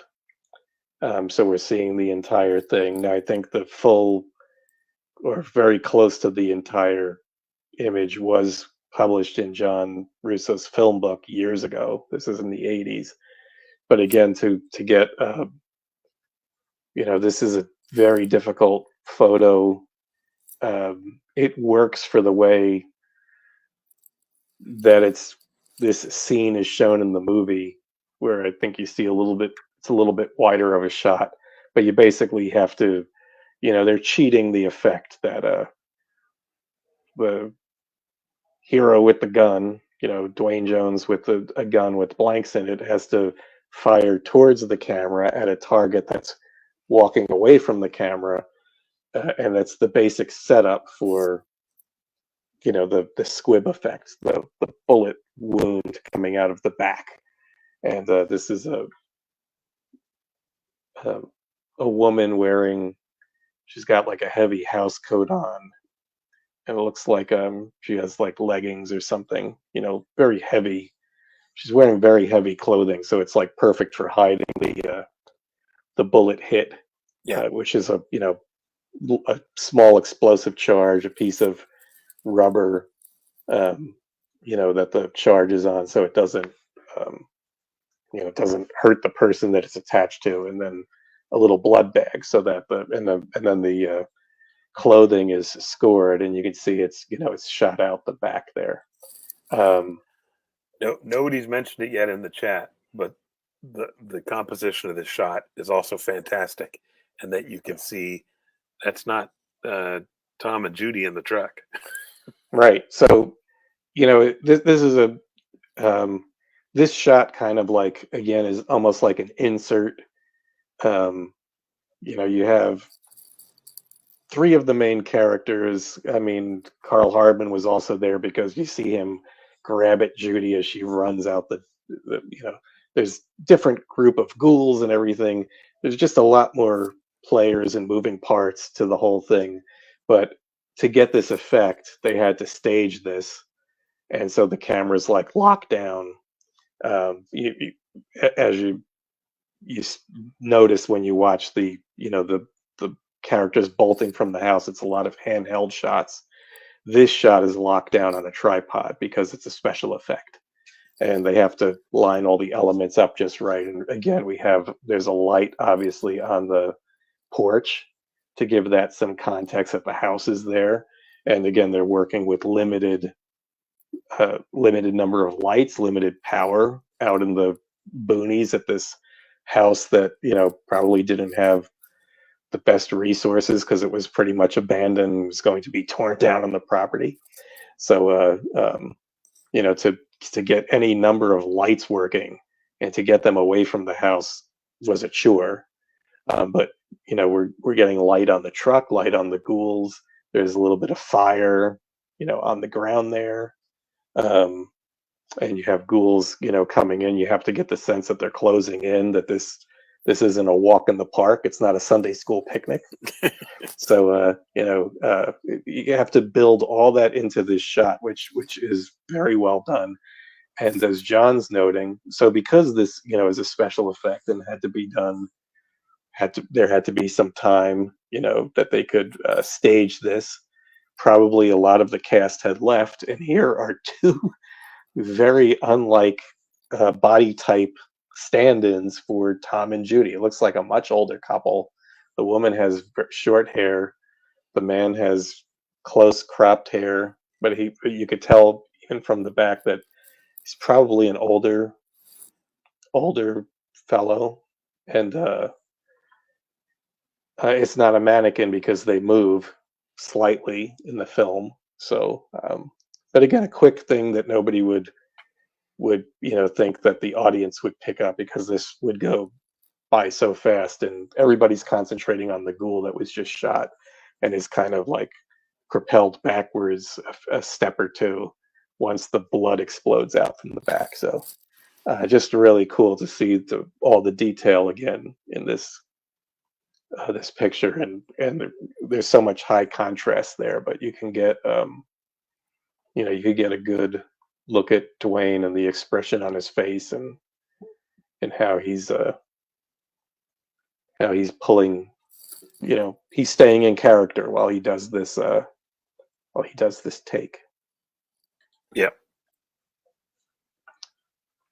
And then here's kind of the opposite of that. Again, this is but there's, again, not many, unless you grab a frame from the actual film, there's not a lot of shots of Dwayne actually swinging the torch around in still photography.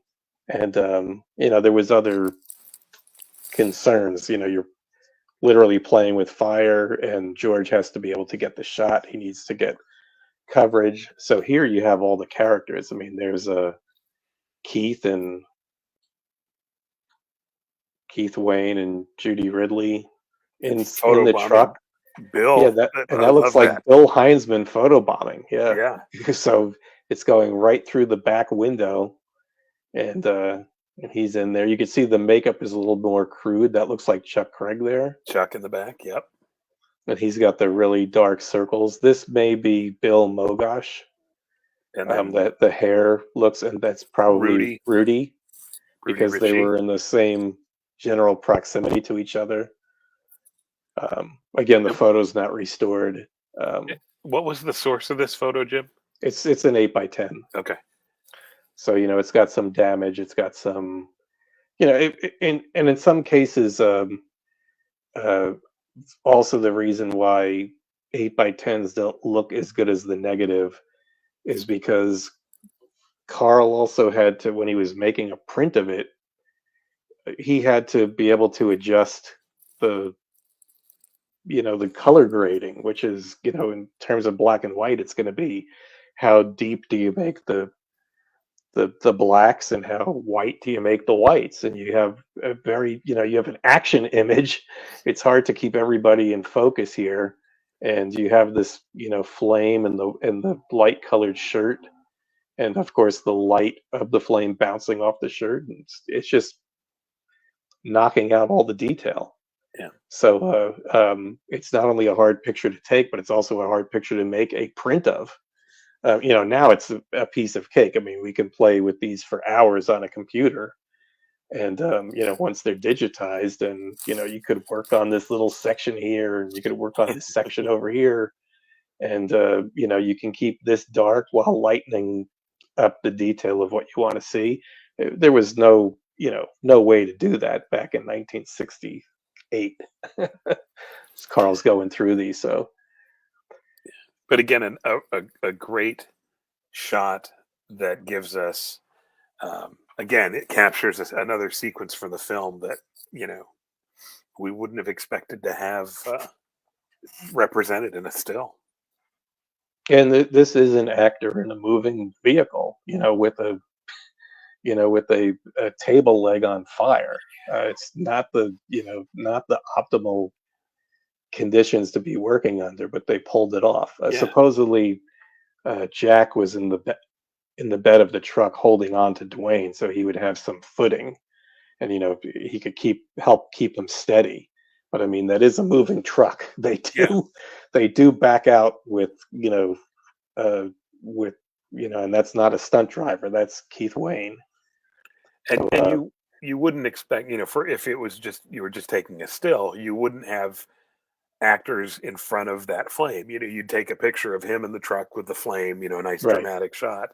But again, on a bigger budgeted production, you would have a person dedicated to that. Yeah. And they would make sure that they would be getting those stills. Here you just have another member of the crew who's also doing makeup, where makeup needs to be touched up or whatever, just clicking off as much as he can. So it's amazing that we have what we have here. Now this shot, Gary and I were first looking at it, and again, doesn't look like a whole lot that's special, but it's setting up, filming at the gas pump. And again, it wouldn't be a shot that he would. It's not like one of those really clear shots of the house, inside the house, and where you can see all that little detail. But what's significant about this photograph is, well, for the first, we're going to start on the right here. We have George with the camera on tripod, and that's John Russo walking towards him. I think he's standing on top of one of the doors from this maintenance shed that's just on the ground. Over here, this looks like both Regis and Vince working on the gas pump. Somebody had asked earlier if the gas pump was there, if it was brought in, and that was brought in for the. Yeah, it was a prop. Well, it's a real gas pump, but I mean, it's not really. It's just plumbed on the property. Yeah, just sitting there, as if it was, really there to gas up farm equipment, and it wasn't able to pump out. It wasn't able to work. They had to rig it to shoot water out, and so that's what they're working on here, and that's what he actually shoots out onto the truck is water. And then over here is Russ, and lo and behold, that is another 35 millimeter camera. So we have a photograph that's showing that at one point there was two 35 millimeter cameras on the set of Night of the Living Dead. And Gary had always said he remembered them renting a camera, a second there. So there was the one camera that the late image owned, and that could be the one that Russ is holding. And then there was a second camera that they rented. And so why would they have two cameras here? Well, obviously this is the night that they blew the truck up.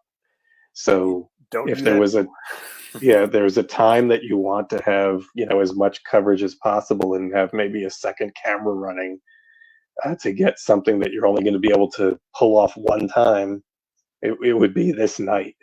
And another aside was when we were examining the negative at the Museum of Modern Art.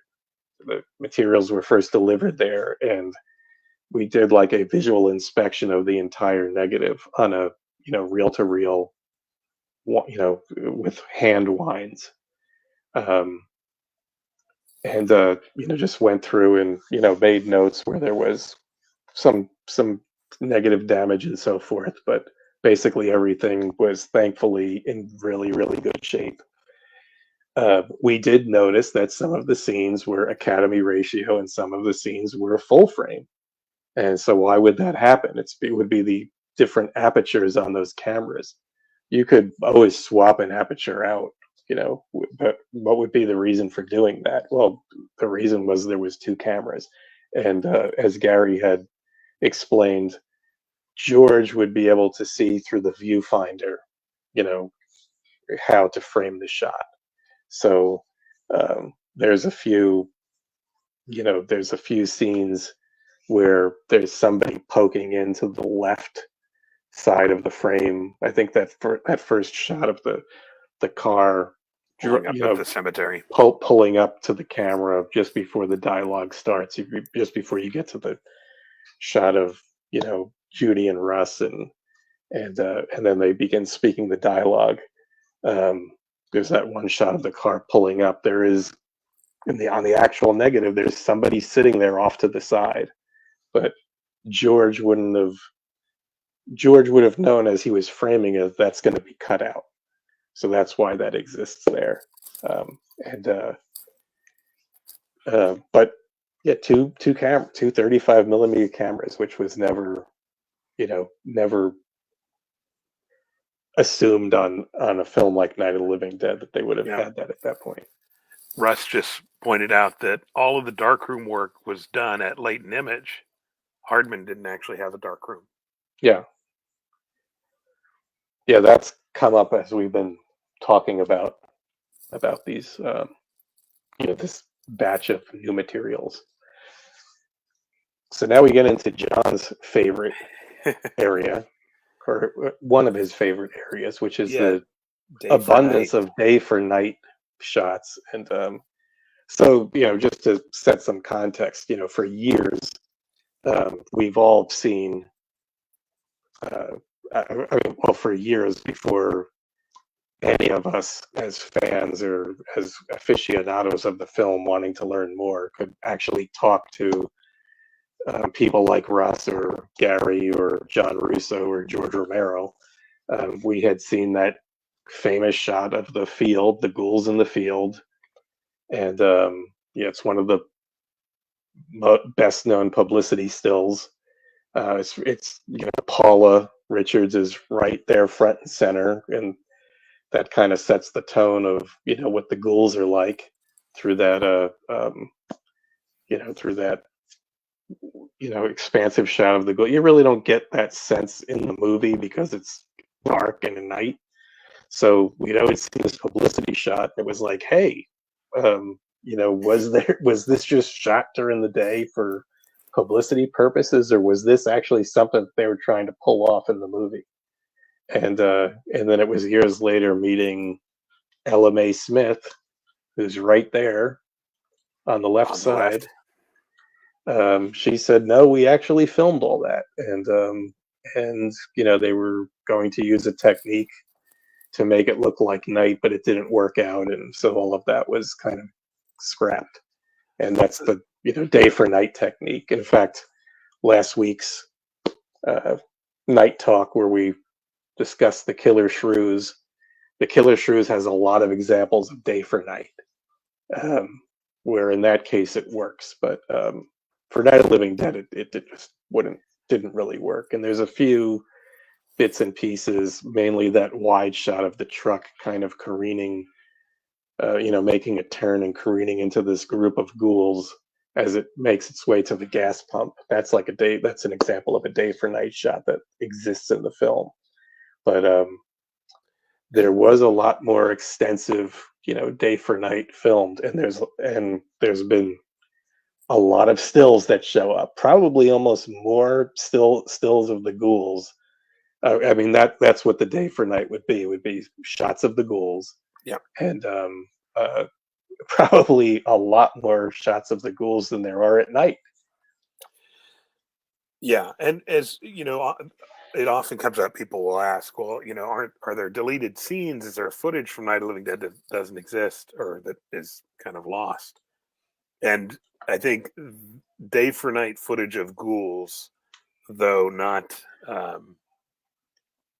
lost in terms of particular exposition, but as far as just additional shots of the ghouls, would be amazing to have that footage turn up.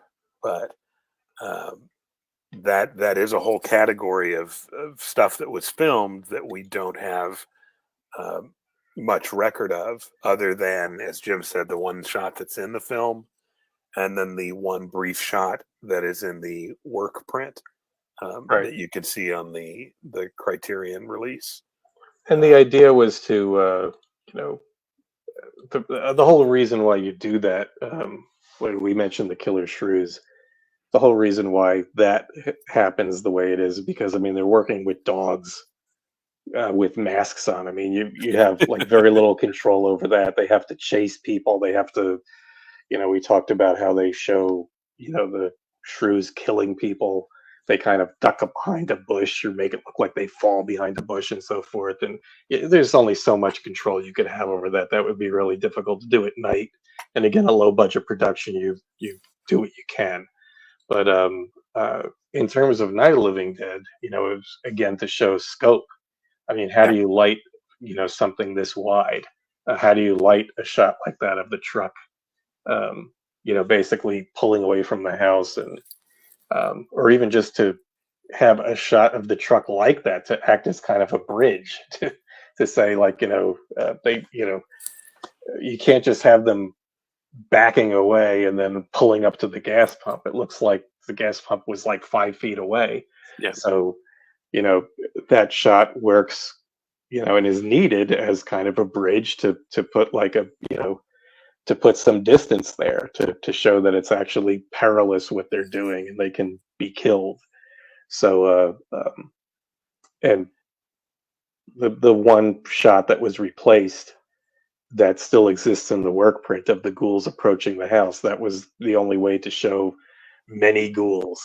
And so that's, that would have been filmed as part of this thing. And so we basically have Ella May at the left, and then standing upright is Regis Servinsky. And we're not sure who the gentleman is between him and the next guy, which is Bob Walcott. He was the head of the animators that did the credits and the opening credit sequence, the end credit sequence with the animated stills. And then next to him in the checkered shirt is Philip Smith, that's Ella May's husband. And here he's dressed differently than when he throws the window. Right. He's got a little bit more makeup on. That looks like it was maybe done later because his makeup is a little bit more nuanced than just like the dark circles. And he's wearing different clothing as well. We've never figured out who the bearded gentleman is. There's been a lot of discussion about that. And then the guy with the shirt open, that's Bill Mogosh. And another great thing about these day for night stills, even though they're not in the film, is we can place certain people that appear in the film. We could place their scenes, so it was probably done earlier that day. Yeah. So like Bill is featured in the scene surrounding the truck, and when they first get in the truck, and he's the one that's when Rudy Ritchie gets kicked out of the way, he's the one that takes his place and is right up against the glass on the driver's side, trying to get his way in to get at Tom. So you could assume that it was either this day or the next day or something, and he's dressed pretty much the same way. Yeah. And Ethan was asking if these are in the film, and a lot of these, the day for night ghoul shots are, posed photographs. But as you can see in this one, Bill Mogush, who I love, is kind of in that same Right. I'm a cool zombie pose. But if you look behind Paula Richards, you'll see George with the camera. Yeah, he's there filming, and there is Russ all the way to the left, walking behind Camouflaged, him. camouflaged in the So trees. again, Russ was there, and um,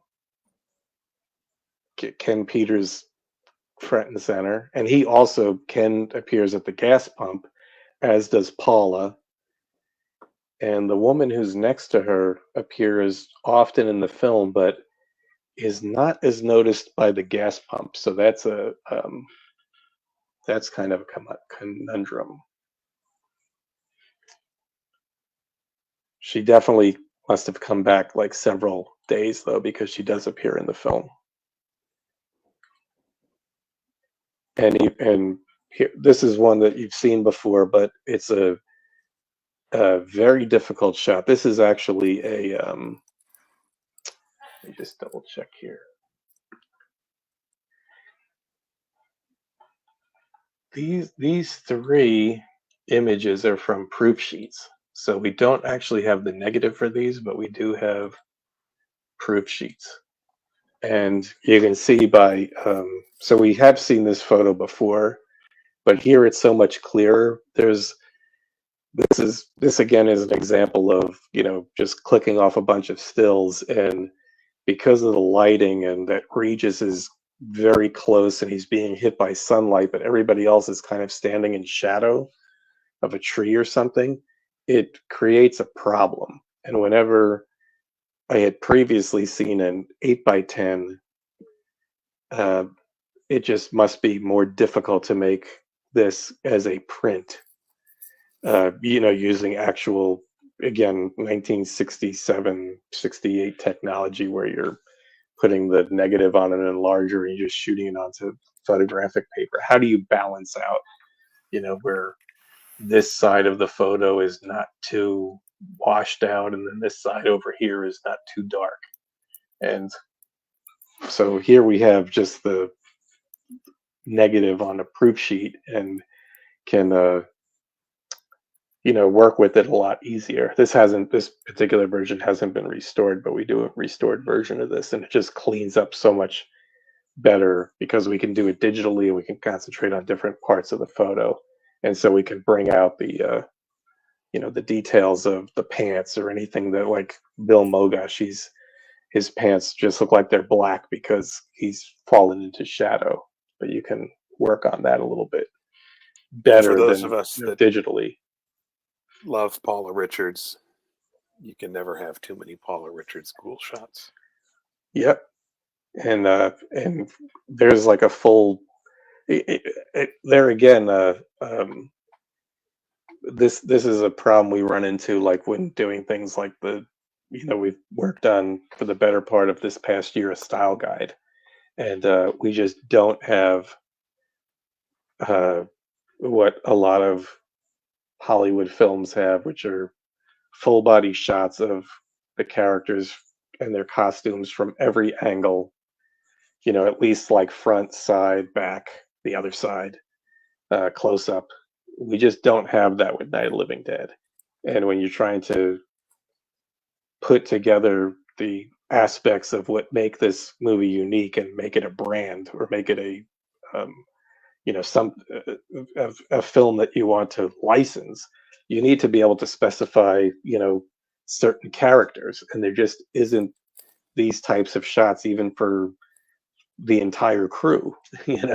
So even this shot of Paula, even though it's like a full body shot, it's not really it's not optimal lighting, and it just it doesn't have a we could see the attributes of what she's wearing which is basically like a hospital gown or a sheet that's cut to be a hospital gown. She's got no shoes on, and you can see the makeup a little bit better on her face, but it's not against a neutral background, and so there's a lot that's like left to be desired, and again, we have to work with what we've got. So Yep. that's why you bring in an artist like Matt Orsman, who does, is able to take all these bits and pieces of these photographs and make them into accurate renderings of the characters. So this is also from a proof sheet. You could see the writing on it. So for whatever reason, Carl wrote a big 4 on it. This is the unrestored scan. You could see some dirt, some wear on the, it was just a piece of photographic paper that, wasn't stored, to keep it in pristine condition. It's probably got some curl to it, to the paper. You can see some kind of like flares. Again, Johnny can help me out with what you call that, but that's like baked into the negative there. And then you also, in addition to like whatever problems the negative had, or dirt that was on the negative, you have dirt that's on the photographic paper, from it being worn or tossed around. And then you have writing in kind of grease pencil here or whatever Carl used to make notes. But what's interesting about this shot, besides it's, that it's a great scene,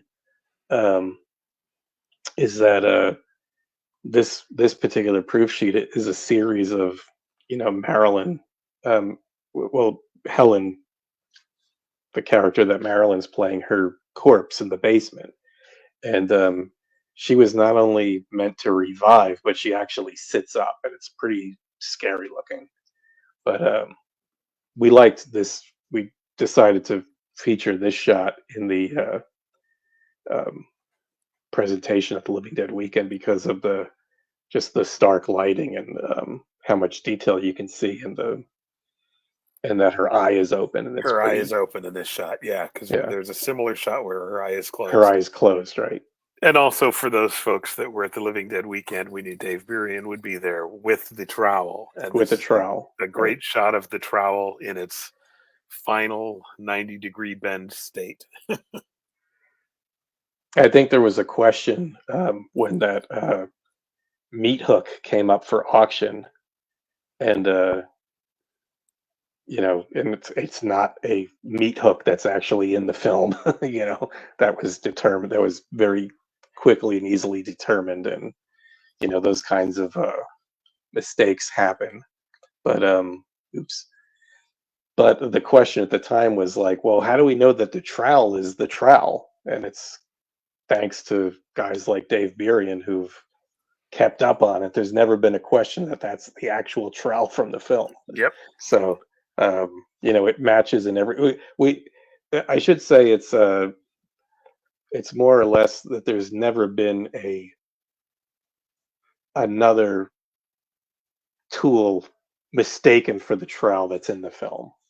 Yeah. Because that one just matches exactly, and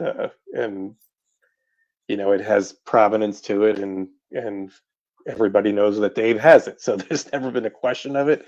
There's never been another one popping up on eBay saying this is the trowel in the film. So it's always good when you have fans or collectors who work in that area who can kind of I guess set the tone and the context. Who to go to ask these questions. And it's too bad nobody went to Dave and asked about that meat hook before it sold for $8,000 or whatever. Johnny says that the marks on that shot are cinch marks from loading the negative into the reel for processing. Oh wow! So this isn't the only shot that has these. So I'll tell you what, it could be worse. They could be right so across. Somebody Marilyn's face, damaged. so. Yeah. Again, this is something that can be cleaned up, even if it was on the face. It depends on how much information you're losing, but there's, if you go like you look at this one that I'm zooming in on, you have good information on the left side and the right side, and we can fix that. But it's kind of disheartening to know that they damage the actual negative at the processing place. I hope that wasn't WRS because they don't have the best track record in hindsight. Um, so people had asked if there was more color images, and yes, there are, and there's a bunch of them. Uh, we had we put the 12 color photo set up for sale this week. That's something we've been selling off and on, but those are the well-known ones. That it's the 12 that Carl and Marilyn picked and we're selling at conventions. I would say, I guess, like maybe from the mid 90s onward, at least from the Zombie Jamboree onward. So that would have been about 1993, 94, 93 was the Jamboree. 93. So those photos have been seen, but they always get a lot of attention whenever they pop up. But here we've got, again, this is from the same day that those photos were taken, in the same camera and the same type of negative. This is an actual colored negative, and you can see how there is some dirt and damage, but you can see how clear it looks. And that's Randy Burr. You In the white. recognize him more for the fellow who's here on the. I can't get. He's very far to the left, so I can't Lost scroll your over a audio. little bit more. But you'll know him more from the end of the film. He's one of the meat hook guys, along with Gary and Tony Pantanella, and that looks like Tony right there behind him. You just see a little bit of his hairline kind of popping through, and then of course there's Dick Heckard with the famous Black hat. black hat with one side pinned up so everybody could see him. Of course, Dick couldn't see into the future or realize that, or would understand that he would be one of the only posse members left. So it didn't matter if people could see him or not, but that was helpful in identifying him. It's really cool to see that his shirt was this kind of like deep burgundy red. And Dick was one of the guests at the Living Dead weekend. So the fact that we had a color shot of him was one of the reasons why we picked this particular image, which otherwise isn't necessarily as sexy as some of the other color shots. And then also the red car, which would make it the TV11 news vehicle. And so one of the things about the go color ahead. shots, and related to the color shots that Image 10 is now offering, for years I assumed, well, Carl and Marilyn printed up that set of color shots, so that's it, right? That's got to be all the color shots, because if they had more, well, surely they would have done those. And just to kind of tease a little bit, oh my God, the color shots that exist that have not been seen before are going to blow people's mind. Again, it was a question of, we knew that John was going to flip when he saw this, but Gary and I had a running bet. Well, how much is he going to flip? And flip wasn't actually the word that I used, but I'm trying to be PG here. So, but here's another great color shot. In fact, I forgot that we had this, and we could have used it in the style guide, or when we were picking out colors for the style guide, because there aren't many color photos of Bill Cardille and George Casana, but here they are in their full glory. As he's getting the coffee. So this is this is being filmed. You've got people, bystanders watching it being filmed. It's just amazing that to have captured this in almost a candid shot, because there obviously it's not the focus, but so that's Bill Hinesman there, and he's got Yep. this woman's huge hoop earrings kind of poking in front of his face. Next to Bill, over her shoulder, is Steve Hutsko. You just see he's holding coffee. She's holding a cigarette. And then over George Costanza's shoulder, that's actually Chuck Craig. As a posse guy, he had With the hat. tan-colored cap with sunglasses on, and he was one of the guys marching towards the house in that wide shot. Actually, there's George. I was just about to say maybe George is like on the other side of Hinesman, but there he is, hunkered down, and you can see a piece of the camera. Yeah, he's got the sweater on. John Vullo has been trying to pinpoint the exact day that was Posse Day. We know it was a Sunday. And there's this fellow kind of tall fellow with the checkered shirt. That's Al Croft. In the beginning of this scene, he's leaning against the pole, and Cassana comes up, and Vince is next to him with a piece of straw in his mouth. Hanging out of his mouth, and Vince says, "Hey Al, Vince, I need you and a couple other guys who want to check out a house over there." And the way he points is actually in the direction of the house. The house would have been on the other side of this road. The guy that's looking back, he's standing about on Ella Mae's property, like would be her front,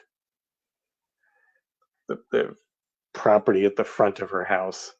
Behind her house is the farmhouse, set a ways back, but it is in that direction. And then you have you could see the nurse is behind Al. Yeah, behind Al Croft. And that was Ivy Booth, Marshall Booth's wife at the time, and the guy with the backpack and the blue jacket, that's Vince. And then we have Tony with the little stogie in his mouth. We don't see Vince's meat hook in that shot. It's on the other side. No, but he does have it. That was a point of discussion. We could do a whole episode on the meat hooks. So Ethan asked, "How can you tell who that is behind George Costanza?" Ethan, it's a combination of knowing, because there are other shots of Chuck Craig. Yeah, and so it's knowing what people were wearing, and when Chuck explained that he was a posse member, we started looking for him, and we found him you could actually see him pretty well in the movie behind Costanza in this shot. So you just know to look for the cap, and you're kind of hearing about all this in a vacuum, but we've studied many, many other shots, and it's a combination of knowing where people are placed through scenes that we could see a little piece of their clothing and say that that's this person. Yeah. So that's how we know that the nurse is there. And just like Sharon Hill, who was on Dawn of the Dead as a nurse, she was actually studying to become a nurse, and she showed up in her nurse costume, and they said, "That's awesome." And so, she ended up in the film as a nurse zombie. This nurse is supposed to be helping the posse. She's actually helping the coroner. And it was the same situation with Ivy Booth. She was studying to be a nurse and just wore her costume there. And they said, "That's great, let's use it." And here we have, again, Tony is holding the rifle up, and he's got the ammo slung over his shoulder, and then two actual Pittsburgh police. And next to them, that is Frank Doak. So that's Dr. Grimes. When he got done, he suited up in his, he got done in the newsroom. He suited up with a cowboy hat and boots and went out and shot at ghouls like the rest of them. Stavrakis wants to know, is that a Turner's tea jug in the foreground? Oh, boy. Can we figure it out? Well, the bag says Harris. So Ross Harris, the butcher shop. That's hysterical. That's hysterical if that's what that actually is. Oh my God, it's gotta be that it was. Well, we don't know where his butcher shops were. He worked in Pittsburgh, and this was 40 minutes away at least. So, but that would be really funny if that was his. But I don't know what that says. It's too hard to Yeah, make the out, jug even the is way it's tough. we're gonna have to run that through the computers and have it cleaned up a bit. Doesn't the FBI do that on every crime show? Anyway, here is your bonus photo. Everybody was saying, well, I know Ethan was definitely asking, and I think Leaf was also asking, what is the 12th photo in the set? And here it is. This is photo number 12. You can see this is restored. It wasn't an easy photo to restore because his complexion and his reddish hair was really, do you make it more red? Do you make it less red? Am I overdoing it? So it's one of those things. But this is we were just talking about the nurse and the coroner. This is the coroner's car. And Does it say that under let's your? see if anybody can tell us who that gentleman is. Does it say coroner underneath your? Because we're seeing your like the thumbnails. Oops, no, it does not. Okay. So yeah, it's City of Willard, Department of Public Health. The story goes that they put that on an actual car that they borrowed from a dealership in water-based paint that was supposed to come off, and when it was removed, it left a ghosting of the City of Willard Department of Public Health. So I'm sure they were not happy about that. But there is significance to who this fellow is, and who can tell us who he is. John Vulo says Dave see something. Image 10's God. lawyer. No, he's thinking of Dave Clipper. Dave Clifford. And that's not nice correct. try, John. Nice try. Yeah, Dave Clipper actually does not appear in the film. But Dave Clipper is one of the original Image 10. He's one of the 10. But who can tell us who this guy is? There's a prize in it. If you can tell us who this gentleman is. You have about 10 seconds because I have to move on. Anyone? Nobody? Well, there is a bit of a lag. So no, one of the newsroom guys, that's too vague. Nope. Rocky says this photo is brilliant because it reveals a depth of production design unseen in the film. Willard is entirely fictitious. Absolutely, it's for how it shows up in the film. Yeah, they went out of their way to do that. Well, just that whole, I can't imagine that everybody got together and said, well, we need this guy to dress as a coroner, and then we need this woman to dress as a nurse, and then we'll get this car and we'll stick everybody in the car, and there is that shot of the car coming up, and actually it's in the commentary that that Carl misidentifies this gentleman. He's actually says Craig, and tell us a little bit more. Nothing. So but the car does drive up, and the actual coroner is John Messenger is the actual coroner. You don't really get a good shot of him in the film, but other people have identified him, including Dave James, because Dave James says that John Messenger was actually his insurance agent. And I think Kyra said he lived next door to them, so that's how he ended up in the film. It could be something that, but again, putting all these little pieces together, production design, as Chris is saying, it's pretty remarkable for a film of this, that these folks were just trying to get a movie finished. Yeah. And to have all these little bits, in the movie, this car drives up and it says the City of Willard, and you can clearly see the nurse in the passenger side, and Cassana, as the sheriff, leans over and says, they need you over by the barn, and the car takes off, and then he says to some of the other guys, hey, why don't you follow them? I only need a few guys to check out the house. It just makes it so authentic. Yep.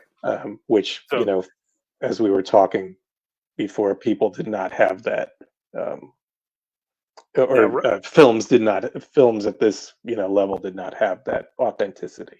Russ says he knows exactly who that is. Yeah, but Russ is not getting a prize by blurting it out. So nobody. So No, this guy, what you have somebody or you don't? nope. Okay, this guy is David Craig.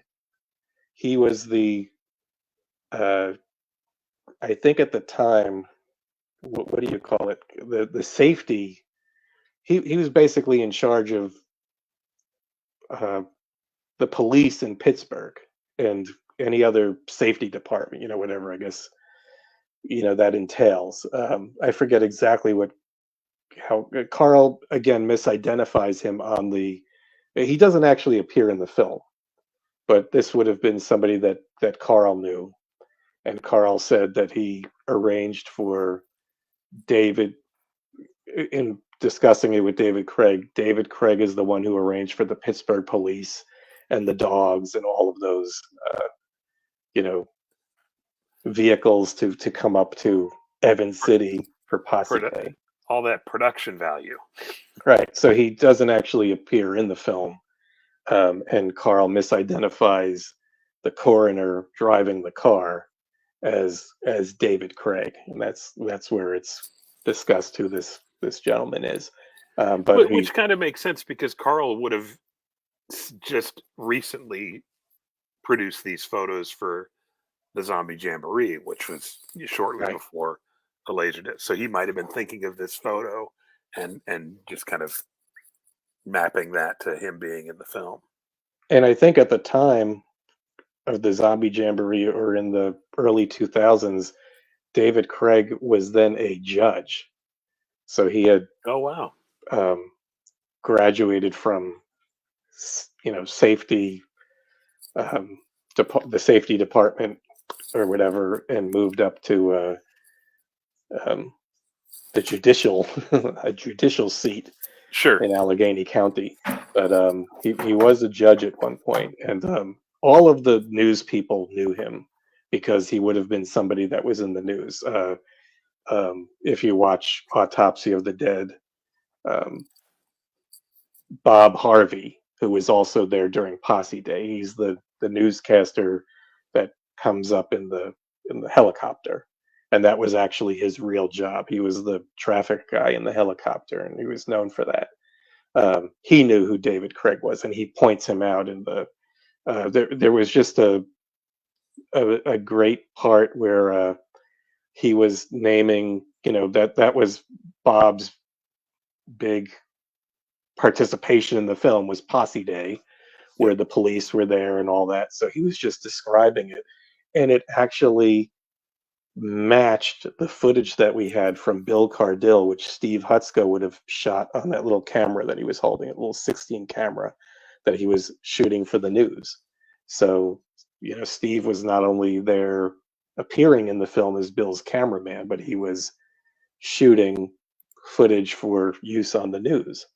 And there was just one part where what Bob Harvey was saying, completely unrelated, different time, he wasn't being shown any of that.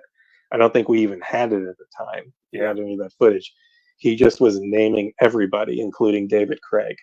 And they all just knew each other because they all would have known each other in Pittsburgh, working in similar fields, whether it was news or with the police. Public safety. Yep, public safety. And so here's a great, this is also from a proof sheet.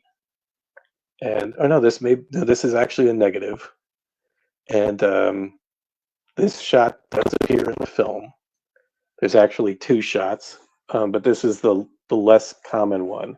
There's the a little bit different angle, and where Ben is more prominent, and you can see him being placed on the bonfire a little bit better, or the wood that's going to become the bonfire. In fact, that's the better known photo is the one that people were discussing this past week as being, I think it was Larry who posted the video, the VHS that basically has the main spoiler on the cover. That's the better known shot of this, but this is also one of the shots that it does appear in the film, and this is a negative. And this particular roll of film had a problem. It was overexposed on the side. Maybe some light got through. Johnny could again tell us Yeah. exactly why that would happen, but you see that kind of washed out, Lightly exposed bright to that. bright look on the left side, and Carl was able to get around that and use this for the end scene, or at least it was something that George maybe selected and they processed to look very grainy and so forth. But you Yeah, don't really it'll get work. you never get that, even though this roll of film had that problem where it got overexposed. You never see it in the film, so they were able to animate around it or work around it. Yeah. And so that's Randy Burr on the left, who we saw in that prior color shot with Yep. Dick Heckard and Tony These Panzanella. are our meat hook guys. So Yeah. these are the three guys that have meat hooks. At this Randy, Tony, point, and Gary. we determined that Vince doesn't have a meat hook. And this would have been filmed way later than much later well, this is probably one of the last things that they did. You can see everybody's wearing heavy clothing, but this is how you mostly see Randy Burr in the film, with the cap and the jacket. Where in the other, he was just wearing a bright white shirt. And Tony looks the same as always, but all three of them have meat hooks by this point, and Vince does not. And again, another really interesting detail, because in the summer, Vince was astute enough to know that meat hooks were going to play a part in the whole thing. So he made one, and supposedly he made all of them.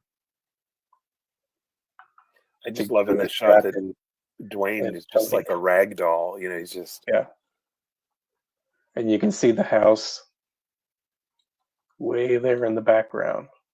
So that would be what we think of as the front porch. And so they're coming out, just to get the bearings here. Randy is covering what we think of as the front porch, the porch that he pushes the lounge chair out, and the truck would have been the parked truck would have been behind where they between were those initially. between those two trees. And way off to the left here would be that dirt road that runs up. That's the one that the coroner's car drove down. The burnt out truck would be on that road as well. And then on the other side, going even further left, is the big field where the helicopter came down and the posse was walking up. So this was kind of like the side field, and that's where the bonfire would have been. Yeah, people are talking about the meat hooks, and if you look at the film, you can tell that the meat hooks were made by taking straight metal pieces and bending them into kind of a curve, as opposed to an actual curved meat hook, which is also how you can identify that an actual curved meat hook showing up for sale is not one of the ones that you see on film. Yeah. Russ says Jack and Vince made the meat hooks. Yes. So, speaking of Jack, this is again one of your favorite things. So I'll let you describe what's happening here. So we've kind of gotten through the flow of the film and are into kind of behind the scenes things, and I wish the footage existed, but apparently they had shot a bit for the news with Dave James, who plays the final ghoul dispatched, where they did this little scene that he's in the chair and he's talking, and Jack comes up behind him, and you can see in Dave's hand he's got a lighter, and he kind of, without really paying attention, reaches over his shoulder and lights a cigarette in Jack's mouth. A number of these shots had been in the Jack's Night of the Living Dead film books. That's where I think probably all of us initially became familiar with them. But I love this one because it was kind of it's a different shot than what we've seen before, and a nice shot of Jack in his ghoul makeup, and again without his glasses because he's in character here. But Dave has a, you could just see it there. He's got a microphone slung over his, hanging down from His tie, yeah.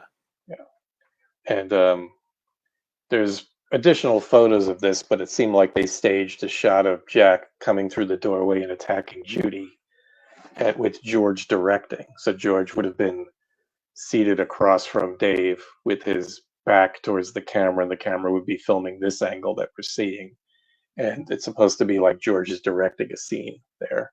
And then there's a scene with all of them, Carl, Marilyn, Judy, Jack, and actually Bill Cardille is there. So he was there for this as well.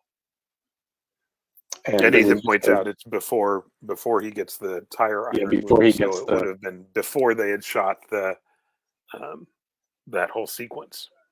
Right. And this wouldn't have been, you see there's a door. This kind of pops up later in the film as a door leaning against the window.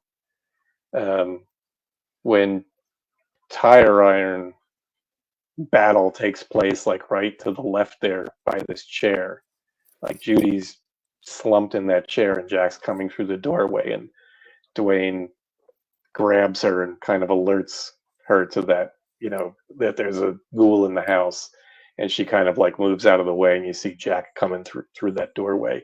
This door is not there because they haven't started to board up anything yet. So this would have been a day that they had everybody there. I don't even know if they were, it's hard to say, maybe they filmed that later that night when it was just Dwayne and Jack. They filmed the rest of that. It's hard to say. Yeah. There was also the question, who is holding Dwayne's arm? And that's Gary. So if we didn't point that out, we have Randy Burr on the left side holding one arm, Tony Pantanella, he's holding Dwayne's legs, and Gary's holding the other arm, and they're kind of like lifting him into position. And then the photo that we see, the video box cover spoiler, is the next shot where he's like up a lot higher, and you can see that it's Ben or Dwayne. And I like the Vince, who's responsible for all this, just is kind of sitting back, and he's got the gasoline can. He's not getting his hands dirty. Yeah, he's just watching it, watching it take place.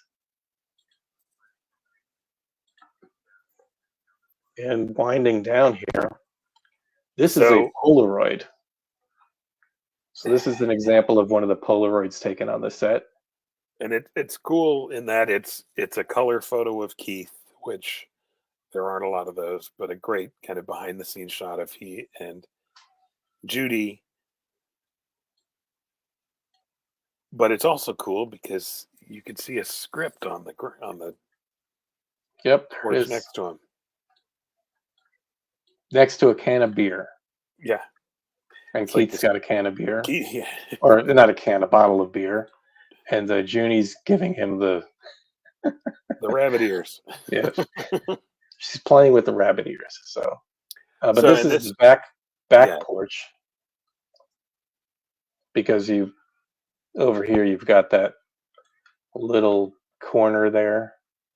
I mean, it's, how could you tell otherwise? The paneling is the same, on both sides of the house, all around the house. There's a window there on the front porch, but here you can see that kind of corner where that there's the door, and then there's that extra storage room built off the kitchen, and so you can see that it's right there. And you basically have unpainted wood as the back porch. And the reason we know that that's the back porch is because there's the front porch. The front porch was actually green to match the siding on the house. Even the door was green. Look at that. And this particular shot, we had initially in black and white, Black and and I white. loved it. And I loved it so much that it's one of the first images that appears in the book. And so to find out that not only was there a color shot of this, but we had it, was huge. I absolutely love this. It does not at all say, sell Night of the Living Dead, that they're in a horror film, but just the looks on all their faces, and um, the fact that this moment in time was captured and we can see all these people. Um, I just was so excited to get this, and that's why I loved for this to be the last shot we showed at the presentation, um, because it's just such a powerful image to end with. And it's the last shot we're showing here. But so, yeah, Polaroid, and you can see the,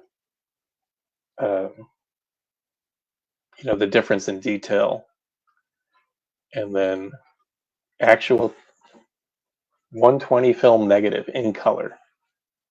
And so this would have been another one of those color shots made probably on that same day, or close to it. Maybe it was extra on the roll, and Well, it he shot at definitely. another point. I think these are all everyone's in the same outfits they were for like the big crew shot, Yeah, and the individual portraits of Carl and Marilyn and Keith. Sadly, the only thing missing from this shot is Judith O'Day. yep. Um, and we know she was there. There are plenty of color photos of her from that day, but she just wasn't there for this one particular shot. But that minor absence notwithstanding, this is otherwise a fantastic shot. I mean, you can see it. So this again has not been restored. You can see it's leaning a little bit towards yellow. I mean, even if the house was, the house was not really kept up and it was dirty, that like leans a little bit too much towards yellow up there. But it is green, and the molding, the trim was green, and That black Dwayne cover was has. probably for Yep, covering that's a cool detail. But the Dwayne's got sunglasses glasses there, down there.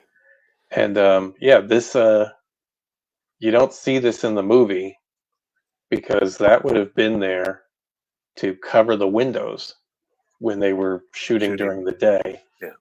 but inside the house. So in any of those, the truck escape or whatever, that was all removed by then. Um, so that wouldn't just be hanging around. And I forget who had it. It may have been Everett Burrell, but on the Night remake, I think he had a shot, or maybe even had video of just this black tarp that was placed like draped over a good portion of the entire house when they were filming. So they moved up Yeah. some 20 years later or so when they made the remake. Ethan says the chair he's sitting in was in the living room. So I guess this chair may be in the living room, or this may be they had chairs where people sat for makeup. The chair that Marilyn and Carl's kind of perched on, that's that wicker chair that we see on the porch in that other shot. sitting on the porch, but I'm not sure what that other chair is. It doesn't look like the ones that are like around the table, and then like the ones that they drag and put the TV on. Yeah.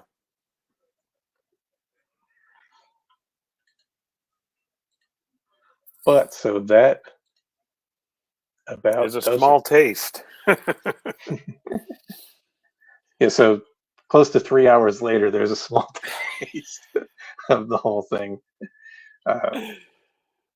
Well, we did add what 2-3 more images than we had in Living Dead Weekend. So that explains the discrepancy in time.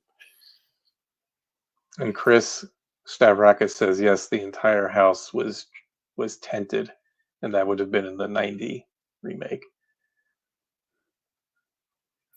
I guess that's Ethan saying when she's going through the house early, you could see that chair. It's probably from one of the other rooms.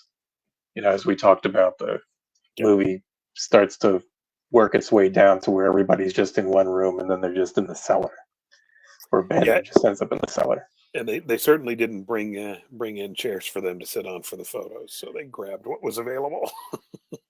Exactly. So there you have it. Thanks again, everybody who hung around. And we will probably be back next week.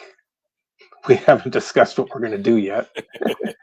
I have been talking with John Vullo about doing one that's somewhat related to night, but isn't exactly night, so we may be doing that next week. But we will decide and send out the word.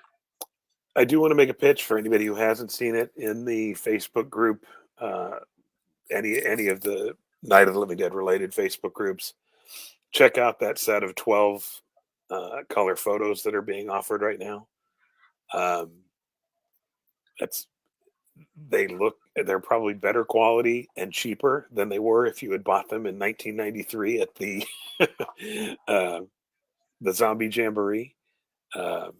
But it's great to have those restored and available. So if you're a photo collector and you've always wanted those color shots, like some of us, there's a great opportunity to get those support image done. And John did place his order, so he's not I'm a customer. He's not just trying to sell it. He's a happy customer. So Chris Stavrakis is saying next week, Invisible Invaders. So that is a possibility. That's on the list. That's on the short list. Yeah, that is one of the films we want to talk about in the future. But we will eventually. The book will come out, and if you like the color photos, buy them, because we may be making more. We certainly have the materials to make more. So to make future sets. I think somebody had asked that, but the first place you're going to see anything that you haven't seen before is going to be the book. So we will wait for John's book to come out, and then we will talk about getting some more of these materials out there to everybody. So thanks again for tuning in, and we'll see everybody soon. Thanks, everybody. Good night, John. See you, Jim.